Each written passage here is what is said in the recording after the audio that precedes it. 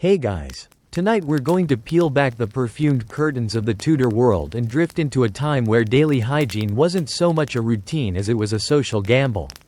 You're waking up in 16th century England, inside a narrow, timber-framed house that groans every time the wind sneezes. The mattress beneath you is stuffed with straw that's at least 3 months overdue for a change. You can smell it, musty, earthy, slightly sour, like damp bread crust. There's a jug of water by the door, but it's cloudy, and let's be honest, you probably won't survive this week without catching something unfortunate. So, before you get comfortable, take a moment to like the video and subscribe, but only if you genuinely enjoy what I do here. I love hearing from you. So drop your location and what time it is where you are right now. It's always fun to know who else is up with us tonight. Now, dim the lights. Maybe turn on a fan for that soft background hum. And let's ease into tonight's journey together.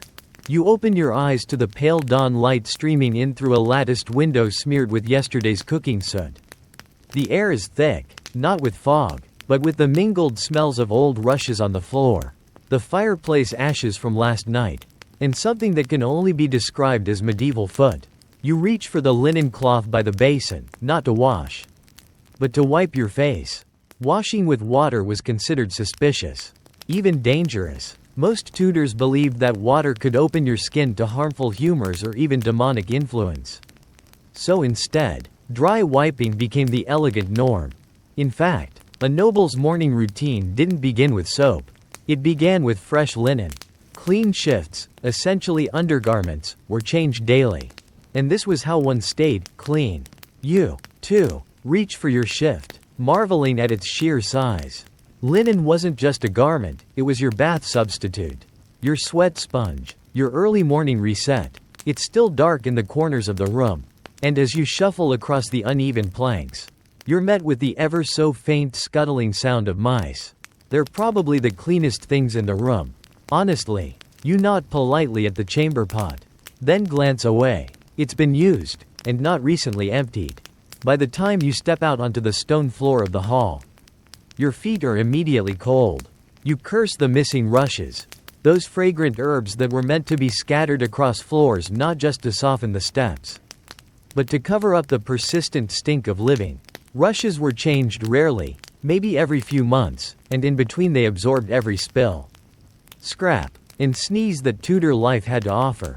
In a more upscale home, perhaps in London or at court, servants would be bustling already. One might bring a bowl of warm water, scented with rose or marjoram if you were lucky, and a soft cloth for your hands and face. But the key ritual? Tooth care. Or, rather, tooth appearance. Tudors didn't brush their teeth with bristles. Instead, you grab a chew stick, often from a tree like hazel, and work it between your molars with a hint of mint or sage. If you're particularly fussy, you dip your cloth in salt or crushed rosemary. Historians still argue whether these early powders helped more than they hurt, as some of them included brick dust and burnt bread. One thing is certain: breath was not your strong suit. Your neighbor across the alley begins his morning with a cough so guttural you suspect a small rodent might exit his lungs. You nod to him through the window and he waves, his fingers stained with soot from the bread oven. He's preparing his own version of morning hygiene, which includes a hearty sniff of vinegar and a rub-down with yesterday's shirt. The streets, when you finally get there, are a chorus of horses, chickens, and people relieving themselves wherever seems most appropriate. The line between inside and outside stinks is pretty thin. You keep a kerchief tucked into your sleeve, not for dainty sneezes but to shield your face when passing particularly rank alleyways. Some Tudors even perfumed their handkerchiefs to battle the daily stink, an early form of nasal self-defense. But even more curious is the belief that sweat was a sign of inner health. If you weren't sweating, you weren't well, and since water was distrusted, wiping the sweat away, rather than washing, was both practical and pious. You feel the morning dew on your brow and smile. You're healthy now. There's an odd comfort to the routine. The smells become familiar. The ritual of wiping, changing, airing out your linens, and maybe that's what made it all so bearable. Hygiene wasn't about being pristine. It was about balance. surviving the grime with just enough lace and lavender to distract from it. But here's something that might surprise you. Even the wealthiest nobles rarely bathed. Elizabeth I famously claimed to bathe once a month, whether she needed it or not. And Henry VIII? Let's just say his linen did a lot of heavy lifting. A fringe theory among some scholars suggests that the emphasis on linen over washing may have accidentally improved health during times of plague, since stagnant public water often carried disease. But historians still argue whether avoiding water helped or hurt in the long run. For now, though, you're just a humble Tudor. Freshly changed, faintly perfumed, and remarkably proud of not touching a single drop of bathwater. And the day has only just begun. Tooth powders and rotten breath rituals.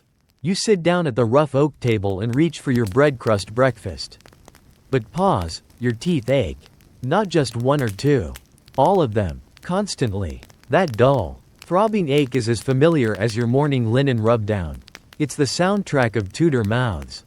Dental hygiene? Oh, it existed. Just not in any way your dentist would approve. You don't brush your teeth. Per se. The concept of a toothbrush exists in only the vaguest sense. Wealthier folks might use frayed twigs, while the rest rely on chewing aromatic herbs or wiping their teeth with linen cloths. You, being vaguely average, dip a small cloth into a mixture of crushed eggshells and burnt rosemary. And gently scrub. The smell is medicinal and sharp, better than your breath. Anyway, Tudors believed that bad breath wasn't just unpleasant, it was a moral failing.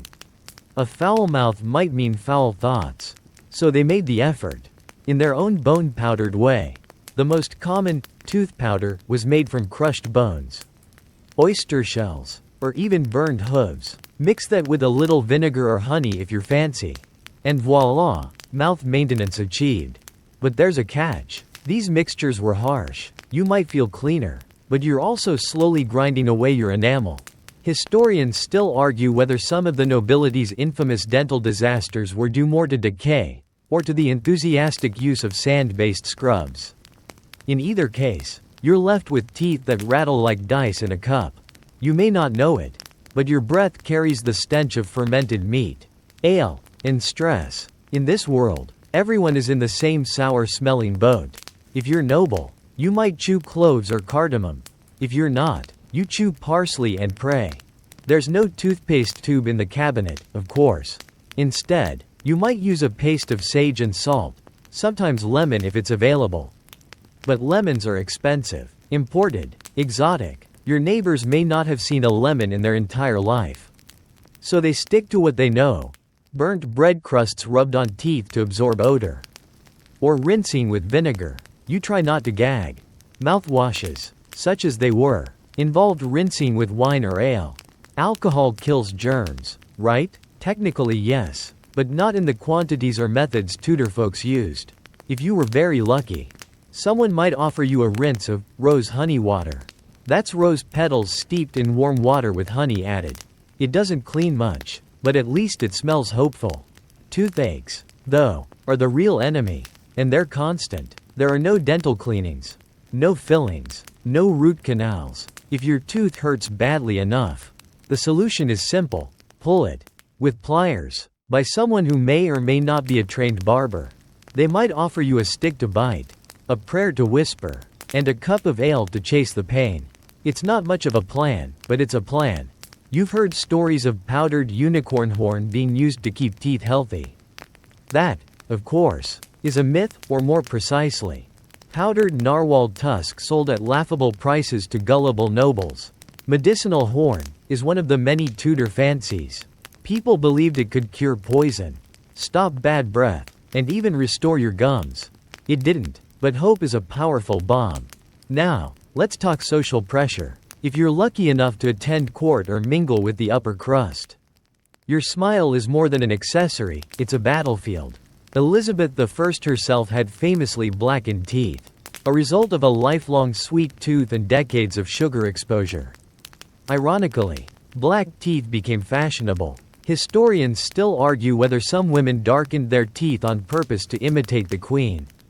You pop a clove into your mouth, hoping it masks the taste of yesterday's stew and today's regret.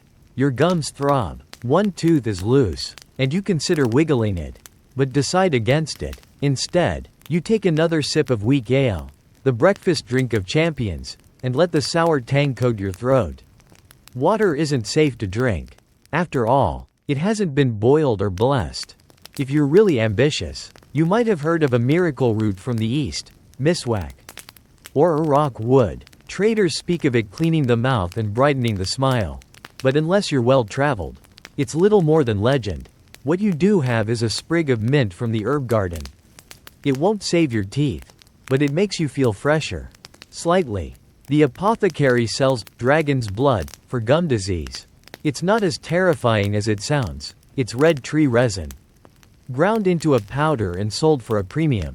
Combine that with vinegar and you've got yourself a Tudor mouthwash. The burn is legendary. The effectiveness, questionable. Oh, and if you're wondering, yes, some people did brush with urine. Human urine, left out overnight. It was believed to be sterile, and the ammonia gave a bleaching effect. This practice, while more common in ancient Rome, did crop up in Tudor lore from time to time. Fringe, but real. You shudder. Your breath, however, thanks you. And despite all of this, despite the bloodied cloths, the occasional yanked molar, and the harsh powders, there's a strange comfort in the ritual. You're doing what you can. You're fending off rot with rosemary and resilience. You smile into a cracked bit of polished metal, proud that only 2 teeth are visibly blackened. Progress. Because in Tudor England, dental hygiene wasn't about gleaming white smiles. It was about pain management, superstition, and doing just enough to feel less awful. And, hopefully, to keep your smile court-worthy, at least until supper. Pits, perfumes, and the sweat solution. You head out for the day, pulling on a doublet that's seen better centuries. The cloth is stiff with old sweat. The armpits slightly crusted from last summer's heat wave. And yet, somehow, you consider it clean. That's the magic of linen layers and strategic denial. But here's the real kicker. In Tudor England, no one is truly sweat-free. They're just sweat-managed. You might not be bathing your body, but you're certainly thinking about how it smells. Armpits were considered a critical battleground in the eternal war against stench. And without deodorant or antiperspirant, you had to get creative. You tuck a sprig of dried lavender into each armpit like a medieval sachet. Someone down the lane swears by mint, while others prefer dried rose petals or wormwood. The thing is, people genuinely believed that smell indicated your inner virtue. A noble scent implied a noble soul. Body odor? That was laziness, or worse, a sign of moral decay. So when you walk into a room, you carry not just your presence, but your personal bouquet. And if you're feeling extra cautious, you might have dabbed a little vinegar on your wrists and neck to kill the germs, or at least chase them away with aggression. For those who could afford it, perfumes were a must. Not spritz bottles, of course. These came in pomanders, small metal balls stuffed with herbs and spices, hung around the neck or attached to belts. The scent would mingle with your natural musk, ideally masking it. Some were elaborate, tiny filigree cages filled with cloves, nutmeg, and even civet, a substance collected from the glands of a wild cat-like creature. Yes, you read that correctly. Historians still argue whether civet was embraced for its musky depth or simply tolerated out of trend snobbery. You spot your neighbor airing out a bodice that's been lined with herbs. That's another trick, sewing dried lavender, marjoram, or chamomile directly into your garments. It's like a wearable potpourri. Does it work? Somewhat. At least until the herbs lose their punch. Then you're just carrying little pouches of old grass. Interestingly, sweat itself wasn't always the enemy. It was sometimes seen as cleansing, a way the body expelled bad humors. The issue was less about the act of sweating, and more about what you didn't do afterward. You don't rinse. You don't scrub. You don't exfoliate. You simply towel off with a dry cloth and hope for the best. Preferably one scented with rose oil. You catch a glimpse of a noble lady crossing the street, trailing a scent so thick it nearly has its own personality. She smells of violet, honey, and camphor, a rich cocktail. That perfume isn't just for her. It's a statement to the world. I am important enough to smell like something else. Perfumes were expensive, often imported, and frequently laced with substances like ambergris, yes, the waxy stuff from whale intestines, which acted as a fixative to make scents last longer. Disgusting? A little, but oh so fashionable. For the working classes, however, the strategy is simpler. You wash your underarms with vinegar, if you can afford it. If not, maybe a cloth dipped in stale ale. You might even scrape your armpits with a rough rag and call it a scrub. Soap is scarce and saved for laundry. Skin must make do with abrasion and prayer. Of course, if you're of a particularly fastidious nature, you might own a sweat cloth, a strip of linen dedicated to the underarms. You change it every few days. Maybe the nobility might have one for each day of the week. You rinse yours in cold water and dry it near the fire, hoping no one notices the scorch marks. There's also a belief, backed by folklore and sheer stubbornness, that certain herbs can reduce sweating entirely. Sage tea is all the rage. You might boil a handful of fresh sage leaves, let the steam rise, and whisper a prayer to Saint Apollonia. Does it work? Questionable, but it tastes bitter enough to feel like medicine. So that's something. Now, if you're particularly unlucky, you might find yourself with an infection, an armpit boil, maybe, or a rash. These are treated with poultices made from goose fat, chamomile, or clay. Occasionally, the local healer suggests pressing a heated stone to the area. The pain distracts you from the smell. As for shaving, well, most people didn't. Armpit hair wasn't a scandal. In fact, it was seen as natural, even healthy. Removing it could open the body to cold, and thus disease. But some courtiers, especially those mimicking foreign fashions, might pluck or burn away hair using lye mixtures. One wrong move, and you're itchy and scarred. By mid-morning, you're sweating again. It's not even hot, but all those layers trap heat like a wool-wrapped oven. Your shirt sticks to your back. You try not to think about it. Everyone is equally damp, and while no one says anything, there's a quiet understanding. Lean in too close, and you will smell someone's fear. Perfume bottles are passed around at court like conversation starters. There are rumors of a new scent made from crushed lemon peel and powdered violet root. The Queen, it's said, wears something so powerful it can cover a week's worth of battlefield grime. You imagine what that must be like, walking through a room and leaving a trail of floral denial in your wake. The truth is, your relationship with sweat isn't about removal, it's about camouflage. It's about managing expectations. You don't eliminate odor, you layer it with status, herbs, and ritual. You dab, dust, and distract. And as you catch your own scent in a passing breeze, equal parts rosemary, vinegar, and effort, you remind yourself, you've done your duty. You smell intentionally like a Tudor. And that, my friend, is the mark of success. The great hair conundrum. By now, your scalp itches, gently at first. Then like a symphony of tiny violins scratching out a high-pitched warning. Hair, in Tudor England, is not something you simply take care of. It is an ecosystem, a status symbol, a battleground, and like most things in your life now, it is navigated with a blend of superstition, effort, and outright stubbornness. You start your morning grooming with a wooden comb. If you're fancy, maybe it's horn or bone. It's wide-toothed, worn down, and very familiar with lice. Everyone has lice. You might call them seam squirrels or gentlemen's companions. But no matter how sweet the nickname, they still bite. Historians still argue whether people of the time actively tried to rid themselves of them, or simply accepted the itch as part of life, like weather or taxes. There's no shampoo. None. Water is scarce and often feared, especially when it comes into contact with your skull. Washing your hair with water is something you do only a few times a year.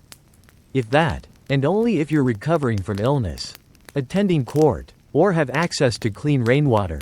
So what do? You brush, and sprinkle herbs or powders to soak up the grease. One common method is dusting your hair with orris root powder, ground iris root with a faint violet smell. It gives the illusion of cleanliness and covers the musk of days, or weeks, of built-up scalp oil. You might mix it with starch or crushed lavender for flair. And yes, if you're noble, you even tint your powder to match your outfit. That's right, coordinated dandruff. The ladies of the court have their own complicated rituals. First, they brush, often with assistance, because those elaborate hairstyles are not a solo project. Then, they apply oils, almond or rosemary if they're lucky, goose fat if they're desperate. This helps keep the hair shiny and supposedly healthy, though the smell is polarizing. Hair length also speaks volumes. Long, loose hair? That's for maidens. Married women cover their hair with coifs or hoods. And noble women layer veils like decorative secrecy. You, depending on your station, may have a short cropped style or a bowl cut achieved at the local barber surgeon, who may also bleed you afterward, just for good measure. You pause your combing to inspect a little bump behind your ear. Bug bite? Boil? Pimple? Best not to think too hard. Instead, you pull out a ribbon soaked in vinegar and bind your hair loosely at the nape. Keeps it out of your face. Keeps the lice from staging a frontal assault. Keeps you sane. For men, beards are in, and out, and then back in again, depending on the reigning monarch's preference. Henry VIII adored a strong beard, while Edward VI ushered in a brief clean-shaven trend. Elizabeth I preferred her courtiers neat, and beardlessness came back. Your facial hair may be political, so tread carefully. Wigs, too, are all the rage, if you can afford them. Real human hair is the gold standard, often imported, sometimes stolen. Wigs are powdered, perfumed, and sometimes glued right onto the scalp with sap or beeswax. But beneath the glamour? A lice buffet. Some folks had separate stands to rest their wigs overnight, hoping the lice would migrate off their heads and onto the dummy. Clever, but largely wishful thinking. You've heard tales of noblemen who used mouse fur to fill in thinning hairlines. A little paste, a little hope, and a perfectly sculpted forehead. Hairlines were fashion statements, and high foreheads were admired. Some women even plucked theirs back for that domed look. Imagine plucking your hairline so you could look more scholarly. There's a strange little myth you've grown up with. That hair contains one spirit. That it records your sins. Cutting it too often can anger the saints. Yet somehow, not cutting it might lead to possession. It's a delicate balance. You comb, not cut. You braid, not bare. And you certainly don't burn hair, unless you want the devil's attention. If you're a child, your head may be shaved entirely in summer to help with the lice and heat. If you're a monk, shaving is a badge of office, tonsure. That bald ring of humility. Historians still debate whether this practice had actual hygienic roots or was purely symbolic. Either way, you can spot a holy man from behind with one glance. You lean in toward the fire to warm the comb. Not too close, wood burns. After all, the warmth loosens the hardened grease in your hair, makes it easier to brush. You pluck out a small twig from yesterday's walk, then a beetle, then something you'd rather not identify. The fire crackles. The air smells of sage and faint desperation. Your cousin swears by a weekly scalp massage with mashed leeks. Says it keeps his hair thick. His hair does look nice, but he also smells like stew. Another neighbor rubs crushed garlic into her temples to keep away bad spirits.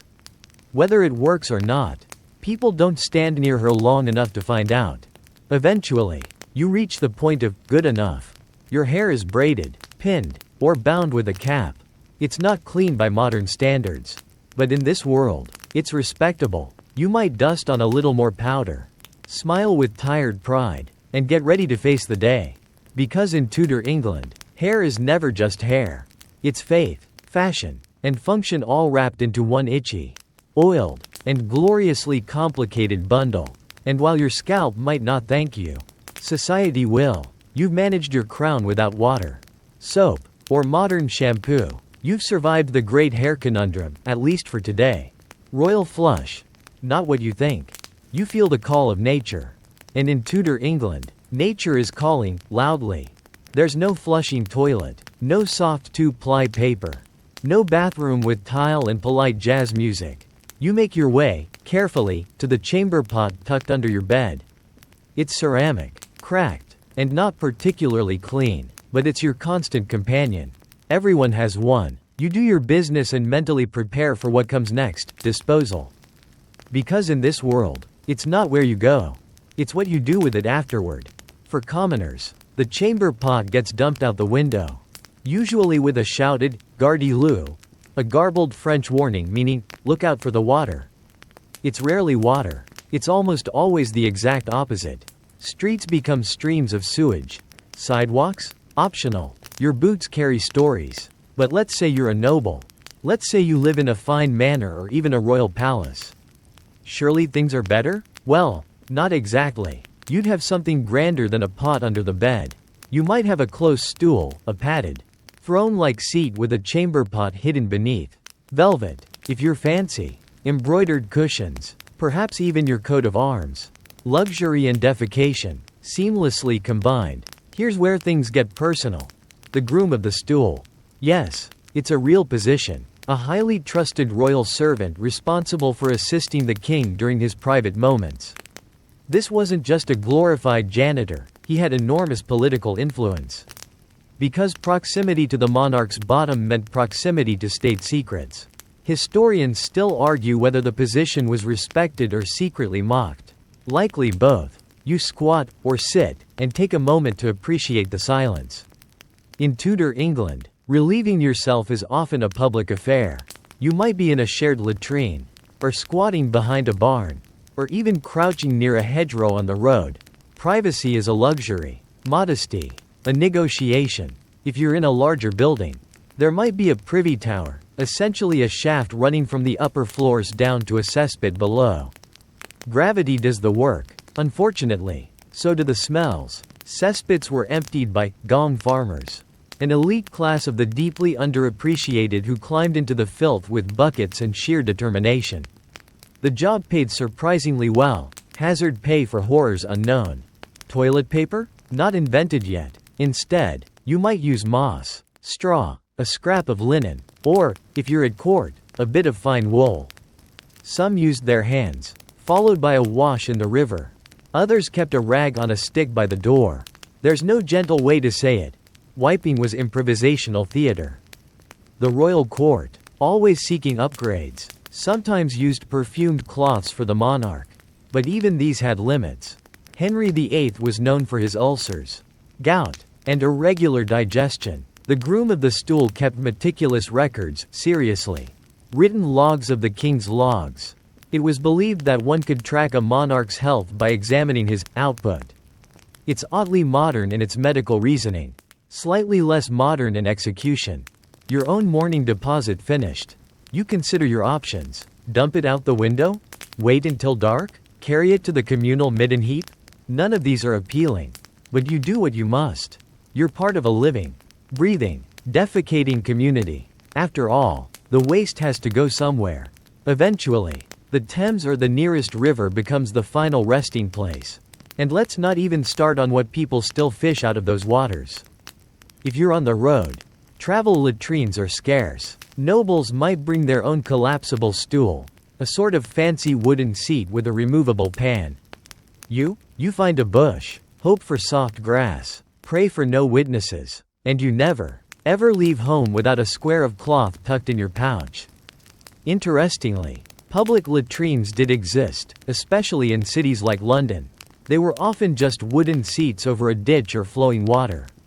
No partitions, just a line of people, side by side, making awkward conversation. Some would bring herbs to sniff or hold over their nose. Lavender, thyme, anything to combat the stench.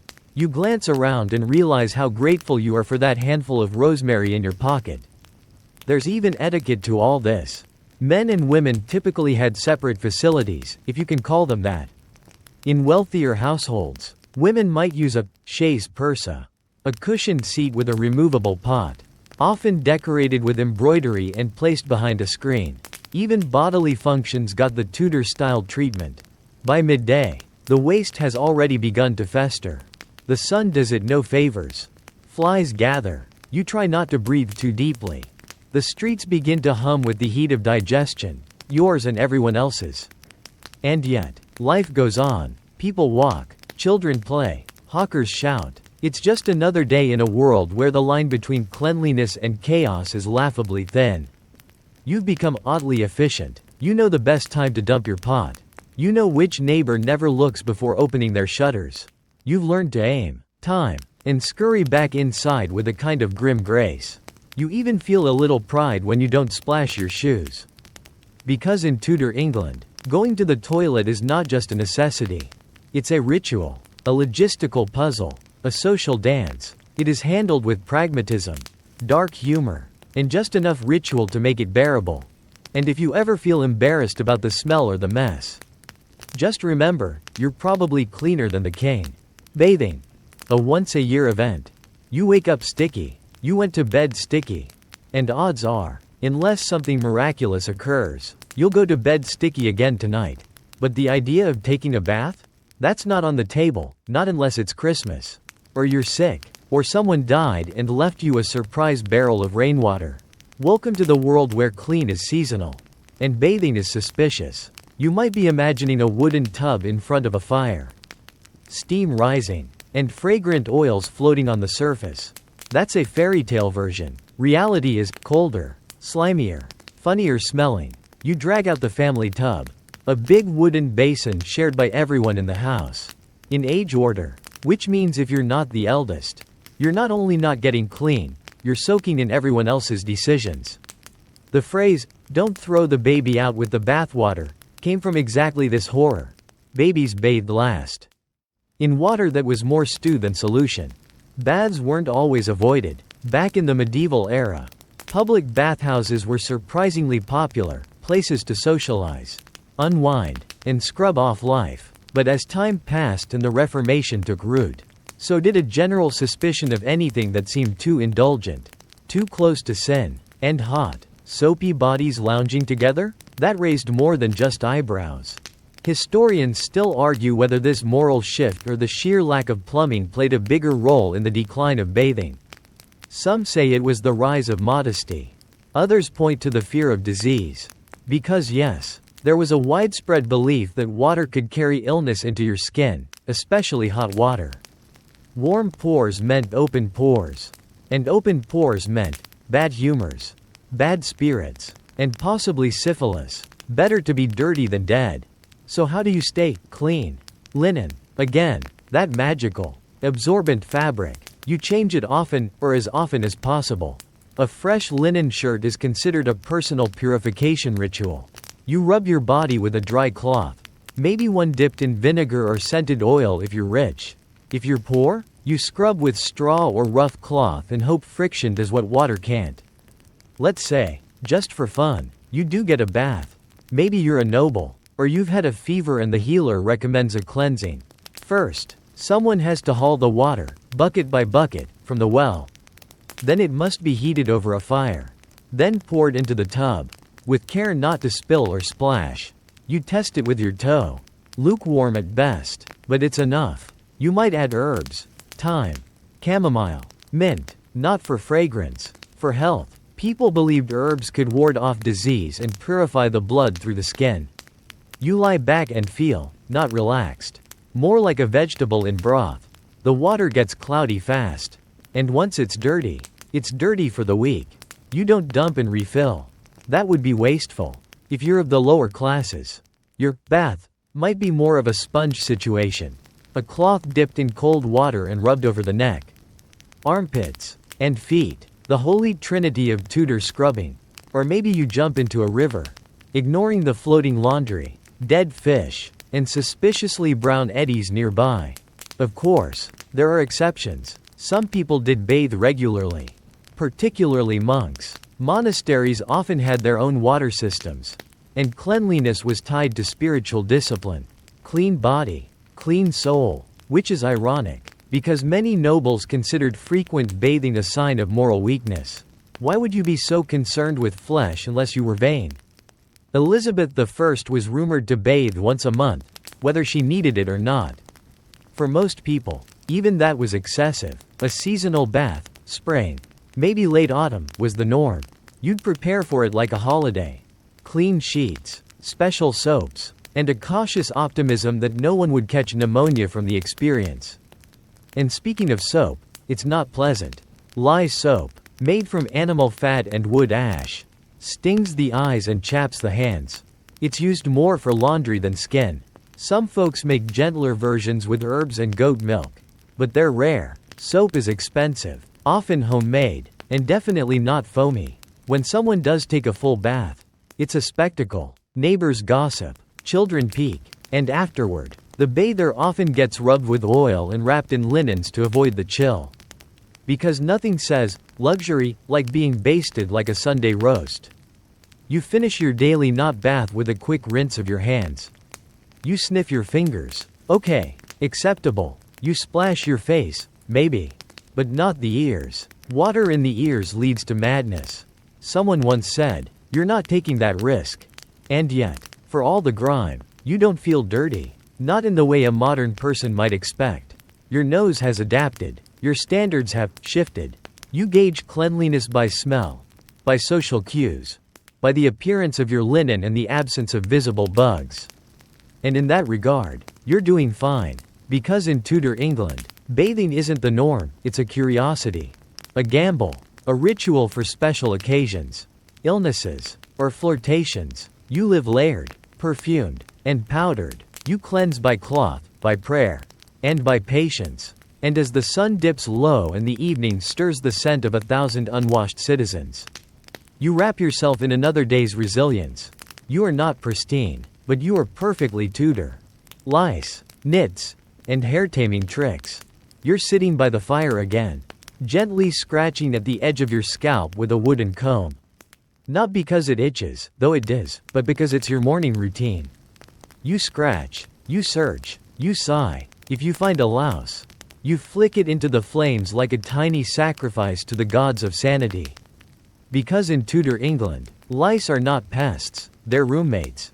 Everyone has them. Your neighbors, your parents, the Queen, probably. There's no shame in scratching, as long as you do it with discretion, and a bit of linen to catch the falling evidence.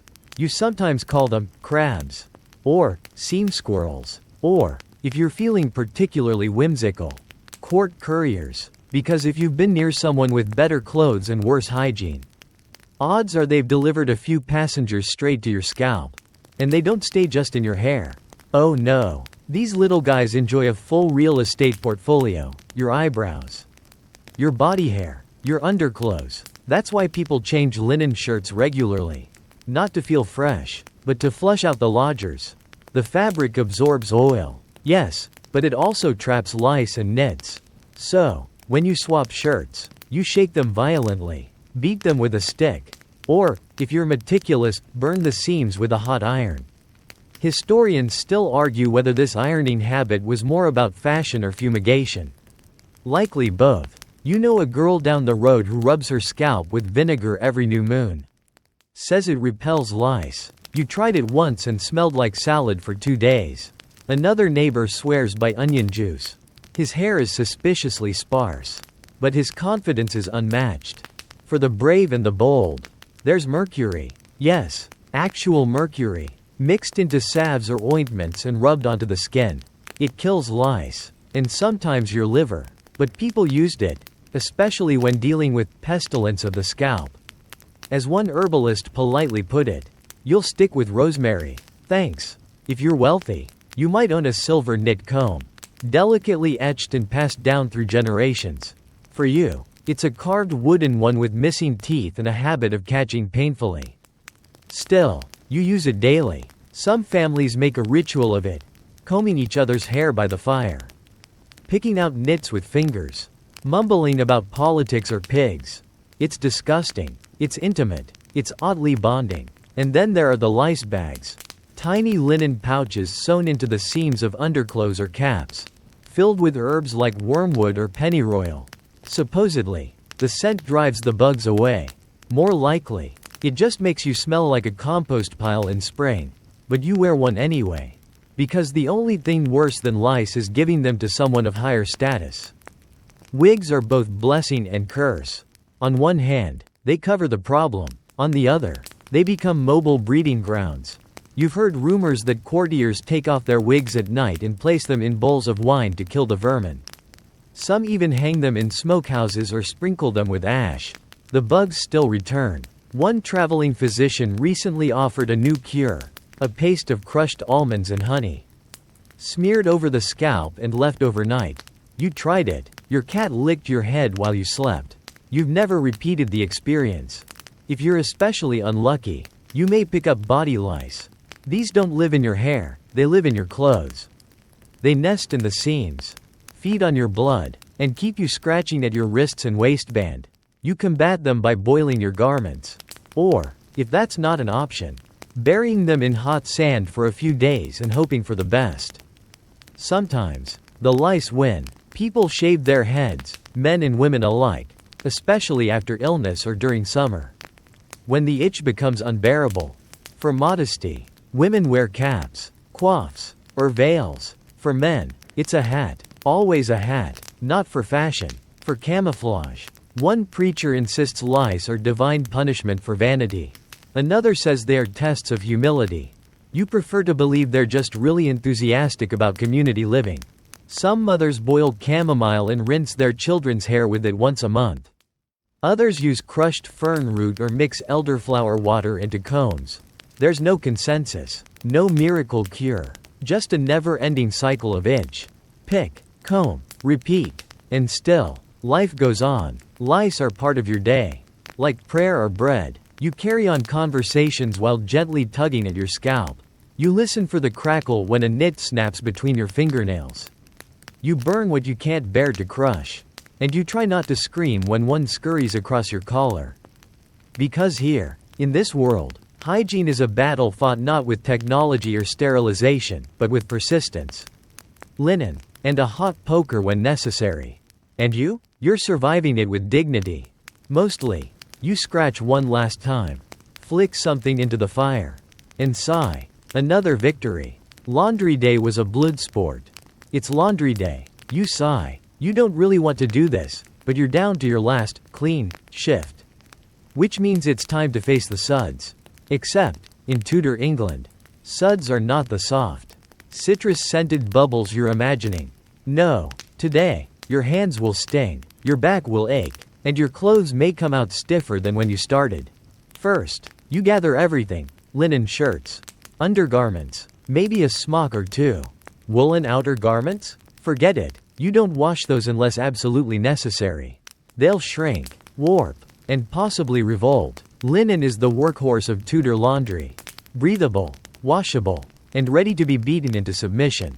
You lug the pile to the communal wash area, a spot near a stream or a stone trough filled with cold water and old soap. Or maybe you're lucky and have a washtub at home. Either way, prepare yourself. Laundry isn't a chore, it's an ordeal. Historians still argue whether it took longer to wash or dry clothes in those days. But most agree, either way, you'll need the whole day. Soap is precious and homemade. It's made with rendered animal fat and lye, a powerful mix that gets the dirt out. Yes, but also eats away at your skin if you're not careful. Your hands already carry the scars.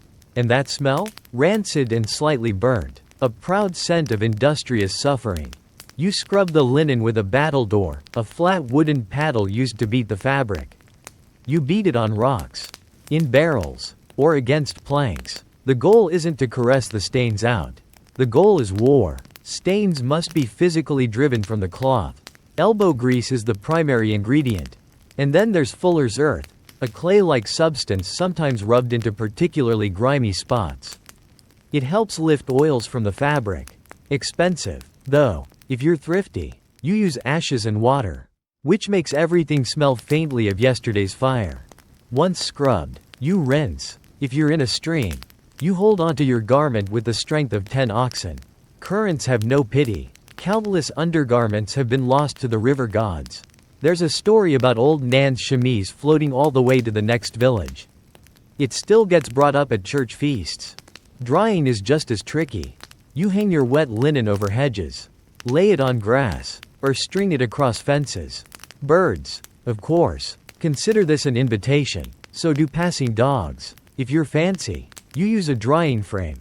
But that's rare. The rest of us? We pray for sun and hope no neighbor with muddy boots walks too close. And once it's dry, well, dry might be generous. Stiff, starchy, and scratchy enough to exfoliate skin. You fold it as best you can and rub it down with a hot iron. Heat it in the hearth. There's no thermostat. You test the iron by spitting on it or tapping it lightly. Too hot, and you'll scorch the cloth. Too cold, and you'll just flatten wrinkles into new, stubborn patterns. Some people scent their linens, especially nobility. You might see someone slipping lavender between folded garments or storing shirts with dried herbs. For you, maybe a sprig of rosemary.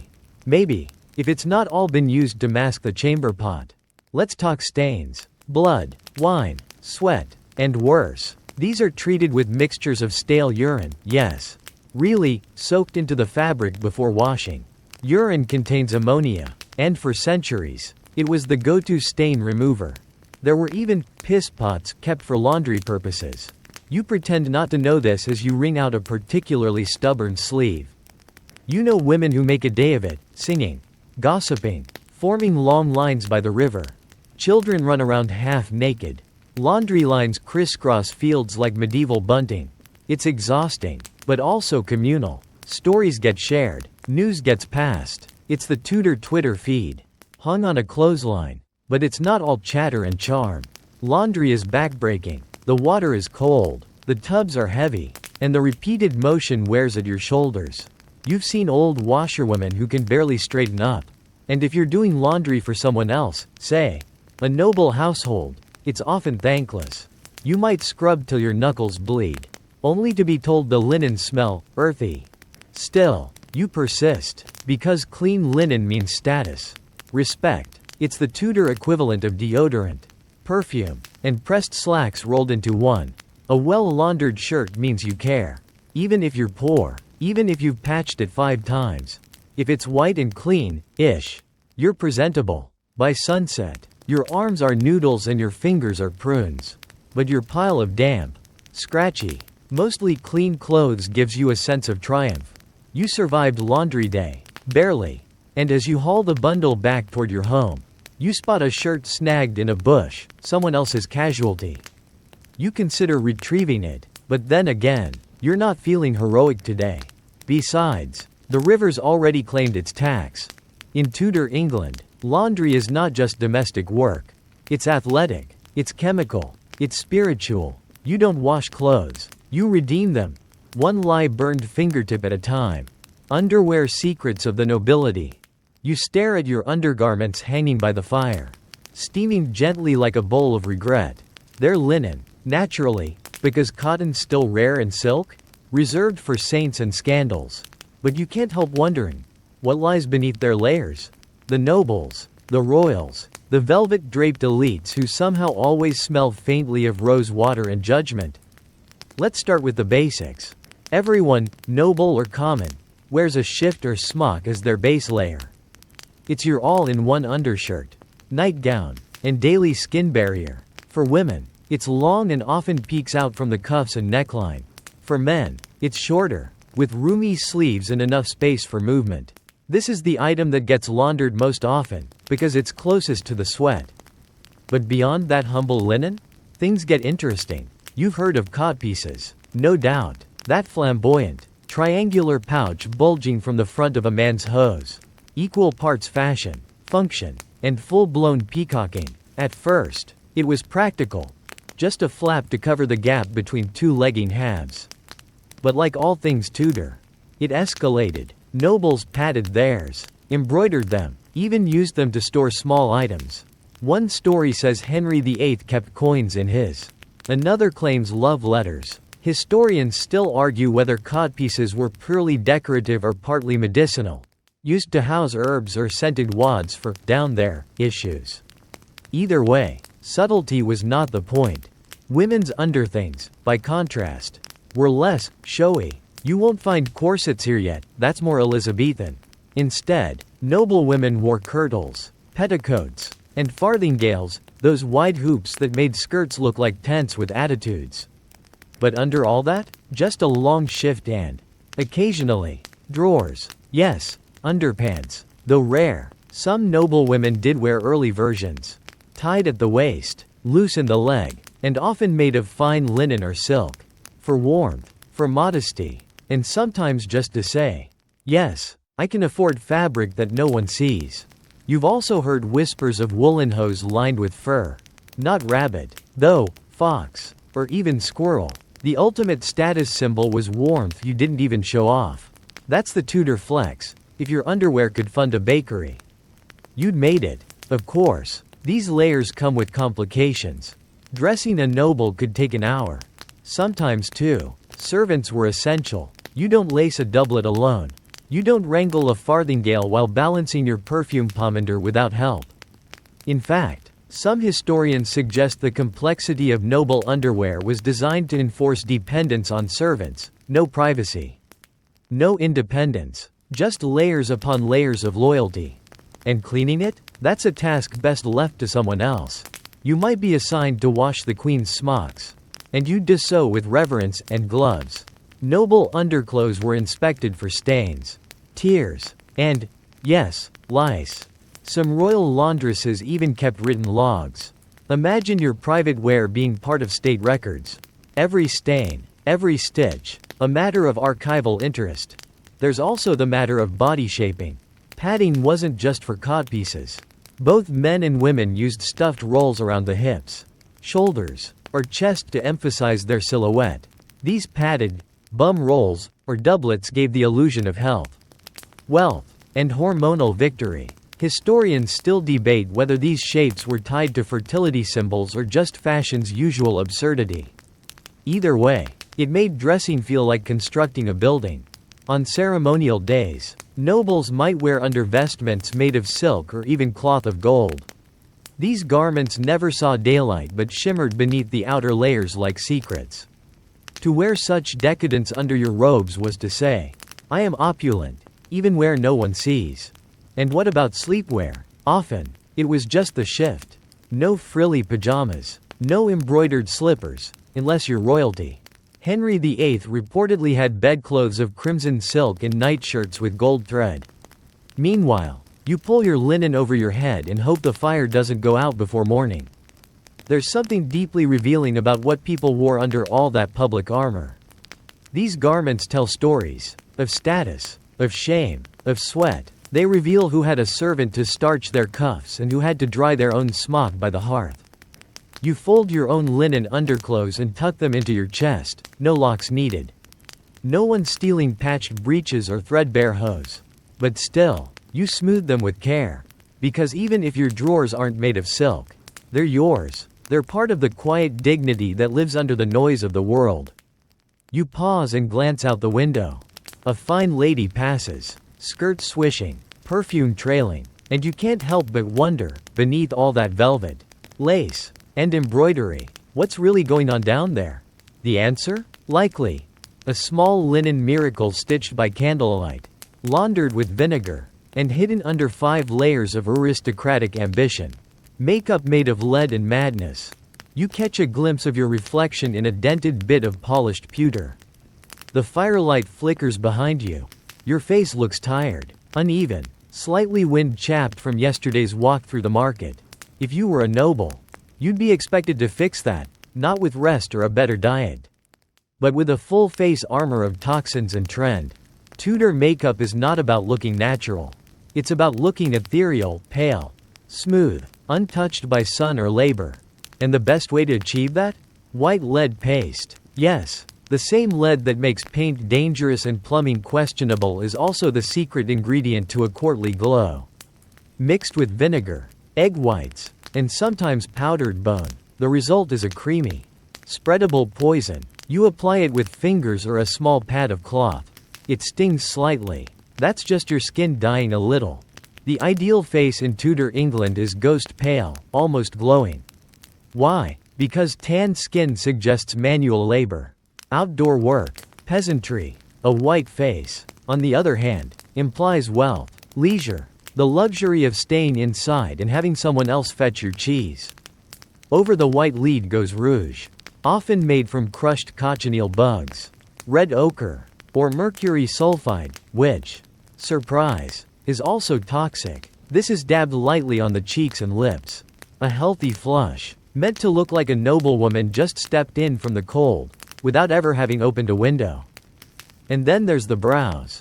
Thin, high, and arched. If yours don't comply naturally, you pluck. If you overpluck, you draw them back in with charcoal or soot. Elizabeth I famously shaved back her hairline to elongate the forehead, considered the seat of intelligence. Some women even plucked their entire brows off to mimic that iconic dome. Historians still argue whether Elizabeth's look was fashion-driven or a cunning way to hide her smallpox scars. Possibly both. Eye makeup is subtle but present. A bit of soot for shadow. A dab of belladonna to dilate the pupils and give that doe-eyed effect.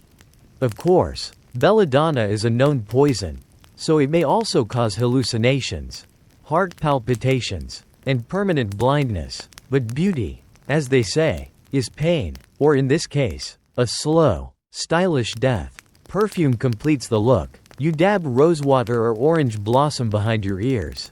You tuck lavender in your bodice. The goal is to smell expensive, even if you haven't bathed since Easter. Sometimes, noble women wear musk-infused patches, little decorative shapes cut from silk or velvet and stuck to the face with resin. Ostensibly, they cover blemishes, but really, they're status symbols. One by the mouth says you're flirtatious. One by the eye says mysterious. One on the cheek? Pure drama. You pause and glance at your own rough hands. No rouge, no lead, just soot from the fire and a healing cut from that time you reached into a barrel too quickly. You wonder what it might be like to wear that kind of mask, to construct a face from powder and performance. But then you remember. Those masks crack. Literally. The lead paste dries into a brittle layer. Smile too wide, and it flakes. Sweat? Disaster. Dance too hard at a feast, and your beauty peels off by the candlelight. Servants are trained to repair it mid-event. Imagine being patched like a wall. And underneath it all, the skin suffers. Pustules, rashes, ulcers. Some noble women sleep in their lead paste to maintain the illusion of perfection at all hours. Over time, their faces rot, cheeks sag, teeth loosen, but the image endures. Because in this world, your face is your fortune. And fortunes are worth preserving, at any cost. You recall a tale of one duchess who collapsed during a hunt. Her physician peeled off layers of paste to reveal raw, corroded flesh beneath. She reportedly never left her chamber again. Her portraits, however, live on, smooth, pale, haunting. Men aren't entirely exempt. Courtly gentlemen also dab on rouge, whiten their foreheads, scent their gloves. A nobleman must appear as polished as his armor. Even when unarmed, presentation is power. Cosmetics aren't vanity, they're diplomacy. If you're poor, of course, you make do with crushed berries, chalk, and whatever soot you can pinch from the hearth. You draw on your color. Not because you want to pass as noble, but because sometimes, a little color distracts from yesterday's bruises or this morning's swelling. Practical beauty. You pass by a lady in the street. Her face powdered to perfection. She doesn't blink, can't blink. Her eyes are rimmed with tears from the sting of her belladonna drops. She smells of violets and vinegar. She looks like a ghost. An expensive one. You, meanwhile, feel your own sweat trickle down the side of your nose. You dab it with a sleeve. No damage done. Your face is still your own. Uneven, imperfect, sun-worn, but real. Because in Tudor England, beauty is not effortless. It's art. It's endurance. It's a long, slow poisoning with lace cuffs and ribbon trim. And beneath every flawless face is a quiet scream, muffled by lead and sealed with a kiss of rouge. Body odor and religious excuses. By midday, the sun is high, your layers are heavy, and your scent is evolving. You catch a whiff as you reach for your jug of small beer. And you realize that deodorant, at least as you once knew it, is centuries away. But fear not. In Tudor England, body odor isn't a personal failure, it's practically a theological debate. You adjust your doublet and glance around. Everyone smells. It's not a surprise. In fact, it's more surprising when someone doesn't. That usually means they've gone overboard on perfume. Or worse, they're trying to cover something up. Suspicion comes in many scents. But here's where it gets weird. Religion plays a major role in how people think about personal cleanliness. Cleanliness of the body? Optional. Cleanliness of the soul? Absolutely essential. And sometimes the two ideas clash spectacularly. There's a popular belief floating around that bathing too often weakens the body, opens the pores to evil humors, or even allows sin to seep into the soul through the skin. The medieval church had long blurred the lines between physical and moral purity. Some devout folks began to argue that suffering body odor was a kind of holy trial, a test of humility and restraint. So you don't wash as often as you might like, not because you're lazy, not because you can't afford it, but because, somewhere along the line, water and soap got caught in a spiritual tug-of-war. Historians still argue whether this was encouraged more by religious dogma or simply by cold weather and bad plumbing. Either way, here you are, scenting the world with your presence. Monks and nuns? Surprisingly cleaner than most. Some orders mandated regular bathing, especially the Benedictines, who saw physical cleanliness as a reflection of divine order. But the average parish priest? Let's just say sermons were often delivered from a safe distance. You remember the story of Saint Simon Stylites, who lived atop a pillar for years and refused all bodily comforts.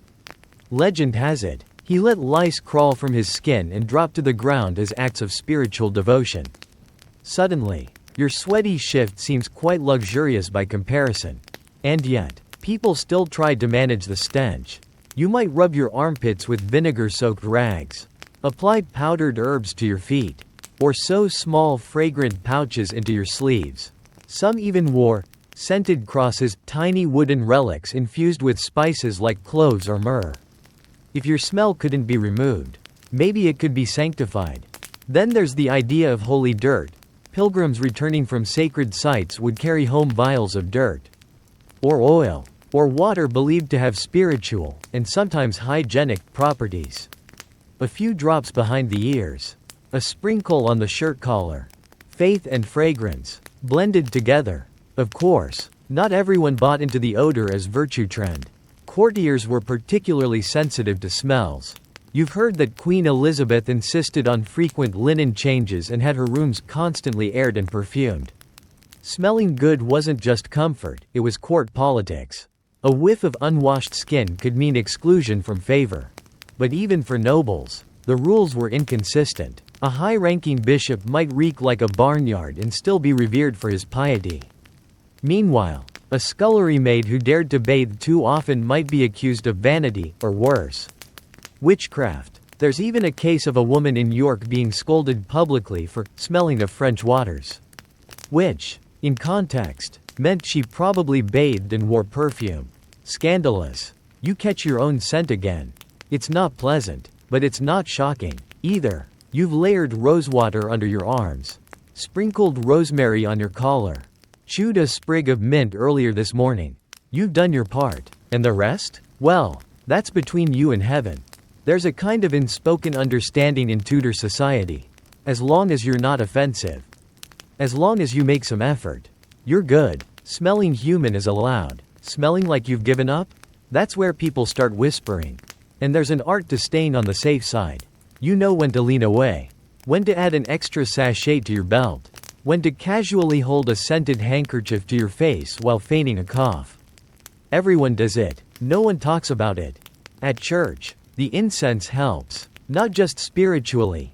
It also masks the collective presence of 100 unwashed bodies pressed into one nave.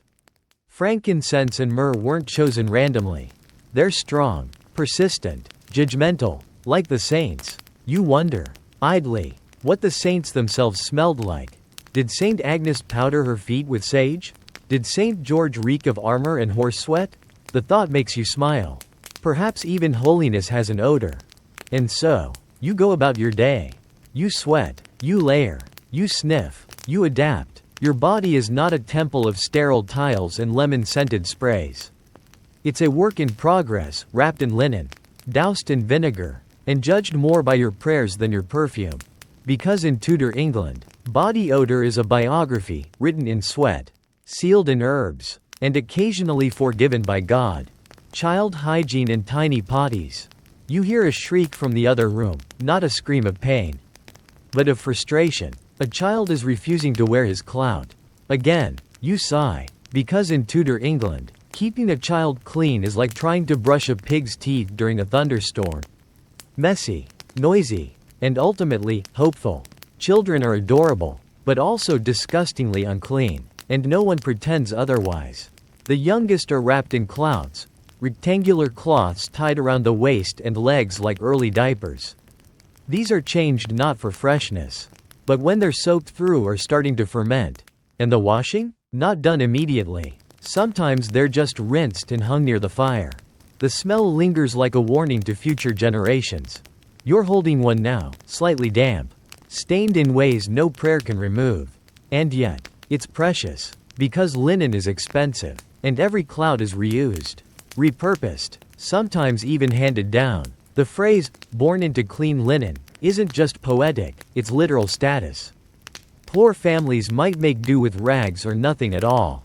That's right, some children roam bottomless until they're old enough to squat with coordination. Toilet training? Less of a plan, more of a wish. You coax a toddler toward the corner pot with promises and prayers. Little chamber pots, often made of pewter or ceramic, are common in wealthier homes. Some are even decorated, because what better way to inspire a child to potty than with a grinning cherub at the bottom? But timing is everything. Miss the signs, and the floor becomes the battlefield. You mop it with a rag, toss herbs to cover the scent, and mutter apologies to no one in particular. Historians still debate when structured toilet training became a thing. Some say age 2. Others say whenever the child was finally tired of squatting behind the chickens. Either way, your knees and patience take the brunt. Bathing a child, if you attempt it, is a spectacle. You warm a small tub, if you're lucky, and lower the squirming bundle in. There's wailing, splashing, sometimes peeing mid-process. You scrub with linen dipped in vinegar. Not soap. Soap stains. Soap is for laundry. Soap is mean. Once out, the child is rubbed down with cloth, wrapped in layers, and often powdered, not with talc, but with starch or ground herbs to absorb moisture and discourage the local lice population from setting up shop. Still, you check their scalp daily. Tiny combs, tiny screams. Hair is rarely washed. Instead, it's trimmed short or tied in tight little braids to minimize tangling. Boys wear dresses until they're old enough to breech, a rite of passage where they graduate into hose and doublets. Until then, everyone gets stained, and everyone gets scolded. Teething is a nightmare. You rub their gums with honey and breadcrumbs or offer them linen strips soaked in wine. Don't judge, you're out of options. And the screaming doesn't help the migraine you've had since Candlemas. Toothbrushing? Not quite. Some parents give their children charcoal to chew or a rough cloth to gnaw. You might mix sage leaves into porridge in the hopes it helps from the inside out. Does it? Who knows? But it sounds convincing. There are cures for everything.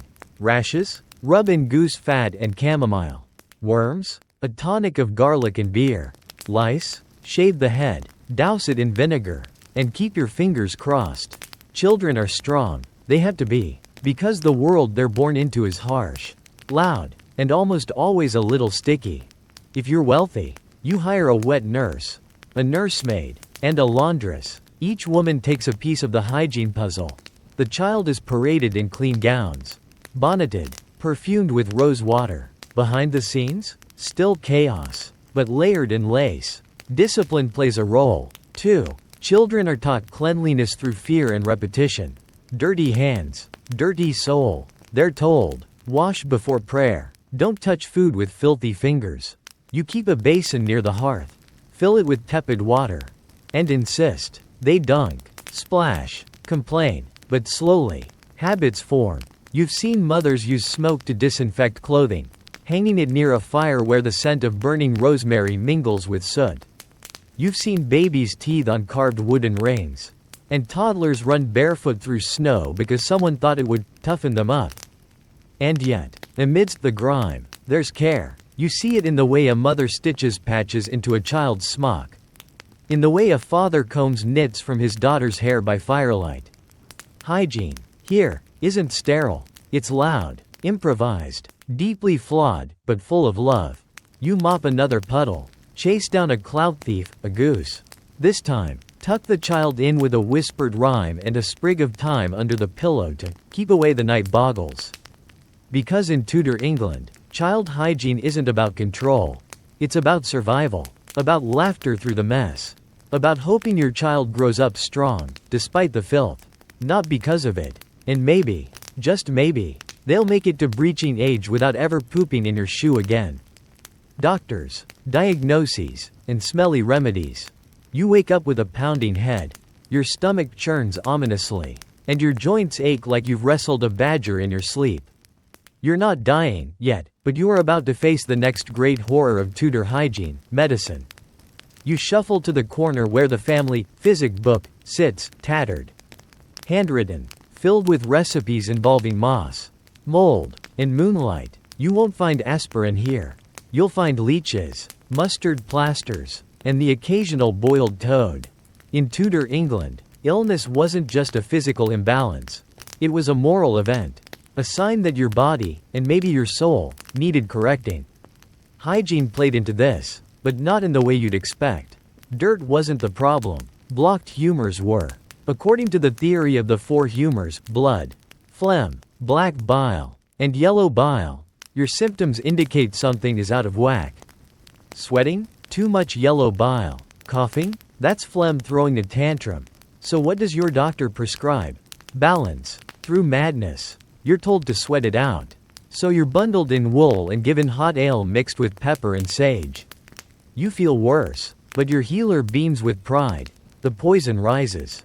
That's good news, supposedly. Now the fumigation starts. A bowl of burning herbs, maybe juniper, maybe cow dung, is placed under your stool.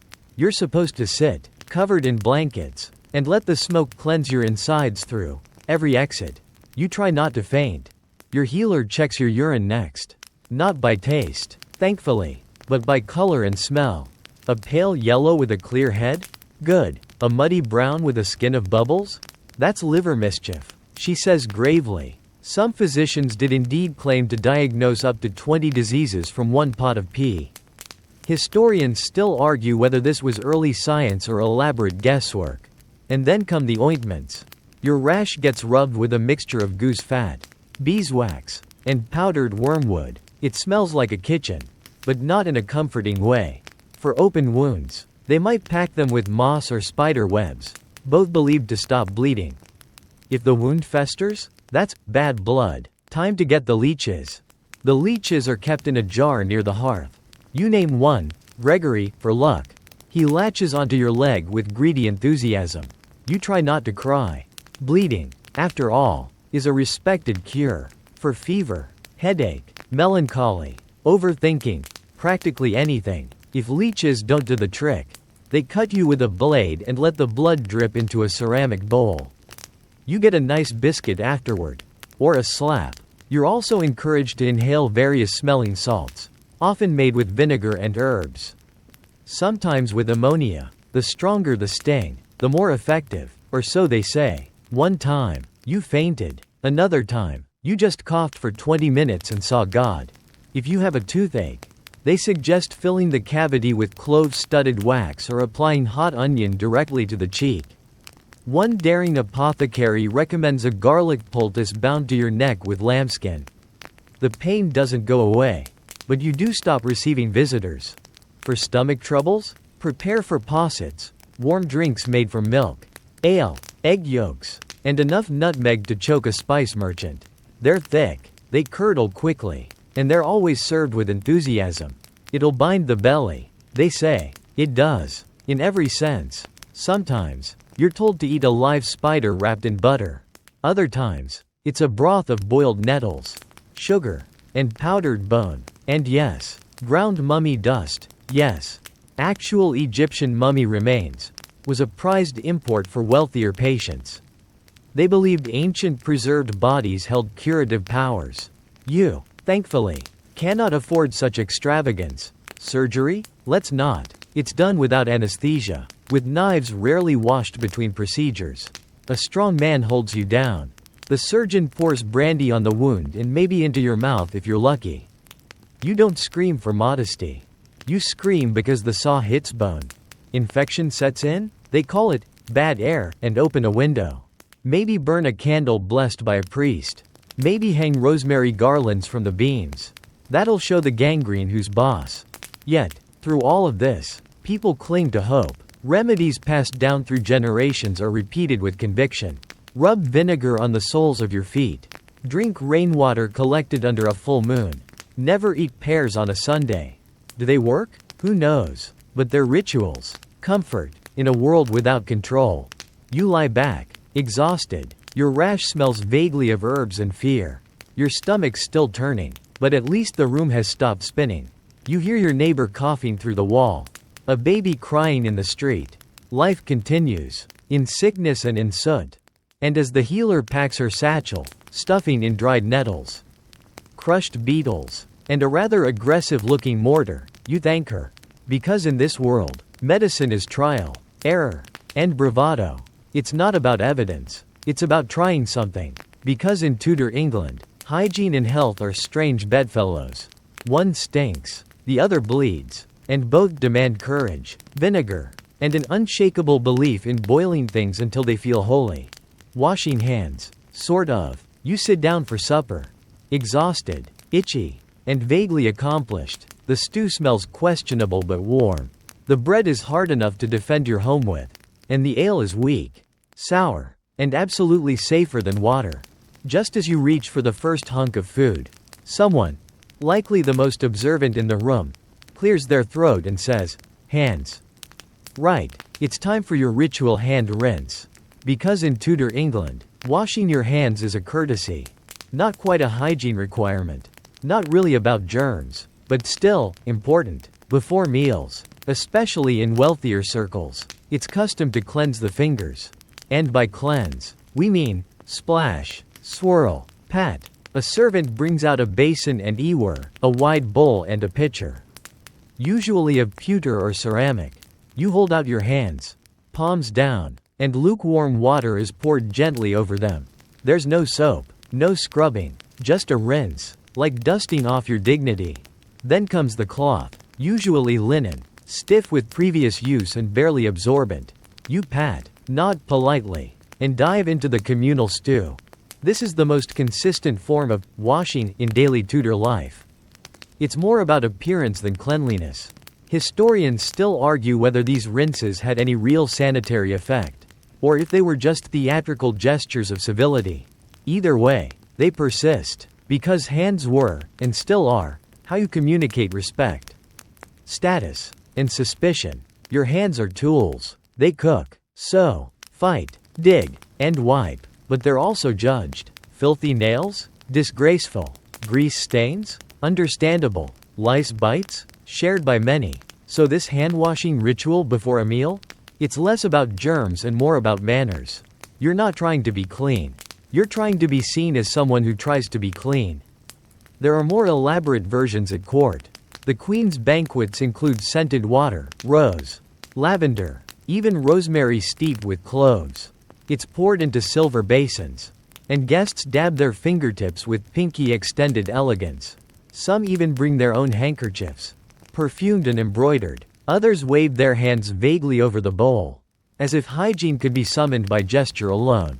In country homes, it's simpler. A bucket of cold water near the door. Everyone dips. Children sometimes splash each other just for fun, earning sharp words and, if unlucky, a smack with a wooden spoon. Soap? Rarely involved. It's mostly reserved for laundry or serious grime.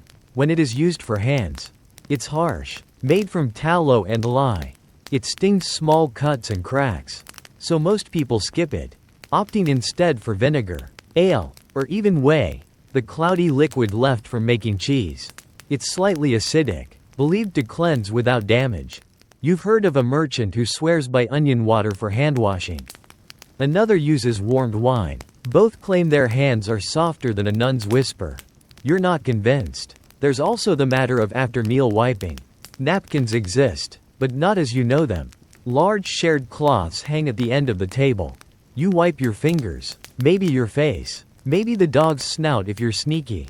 Some people use their sleeves. Some wipe their hands on bread crusts and toss them to the dogs. It's all very flexible. One notable exception? Doctors and barbers. These professionals actually do clean their hands between clients, especially if they're dealing with blood. They might rinse with vinegar or burn herbs nearby to purify the air. Is it effective? Debatable, but the intent is there.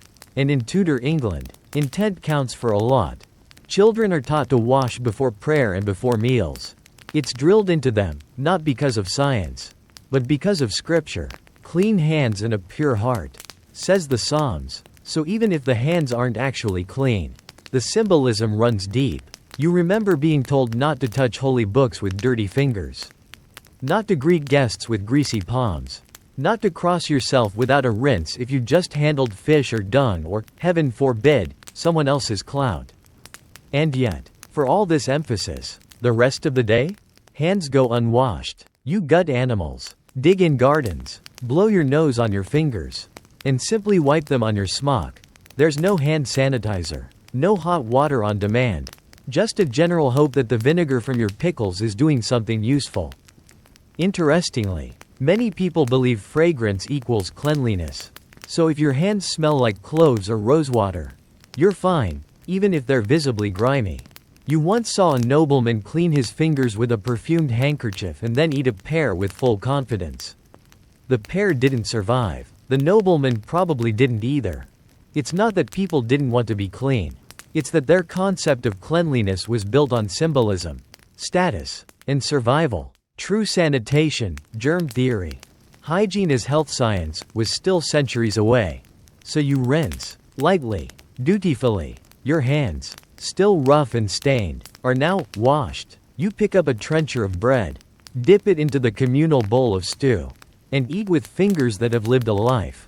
Because in Tudor England, washing hands isn't about removing filth. It's about honoring the ritual, a flick of water, a swipe of linen, and a silent agreement that everyone is doing their best in a very sticky world. The infamous Tudors and their funk. You think you smell something? A whiff of old meat? No, something richer, earthier, regal, somehow. And then it dawns on you. You're near a Tudor royal.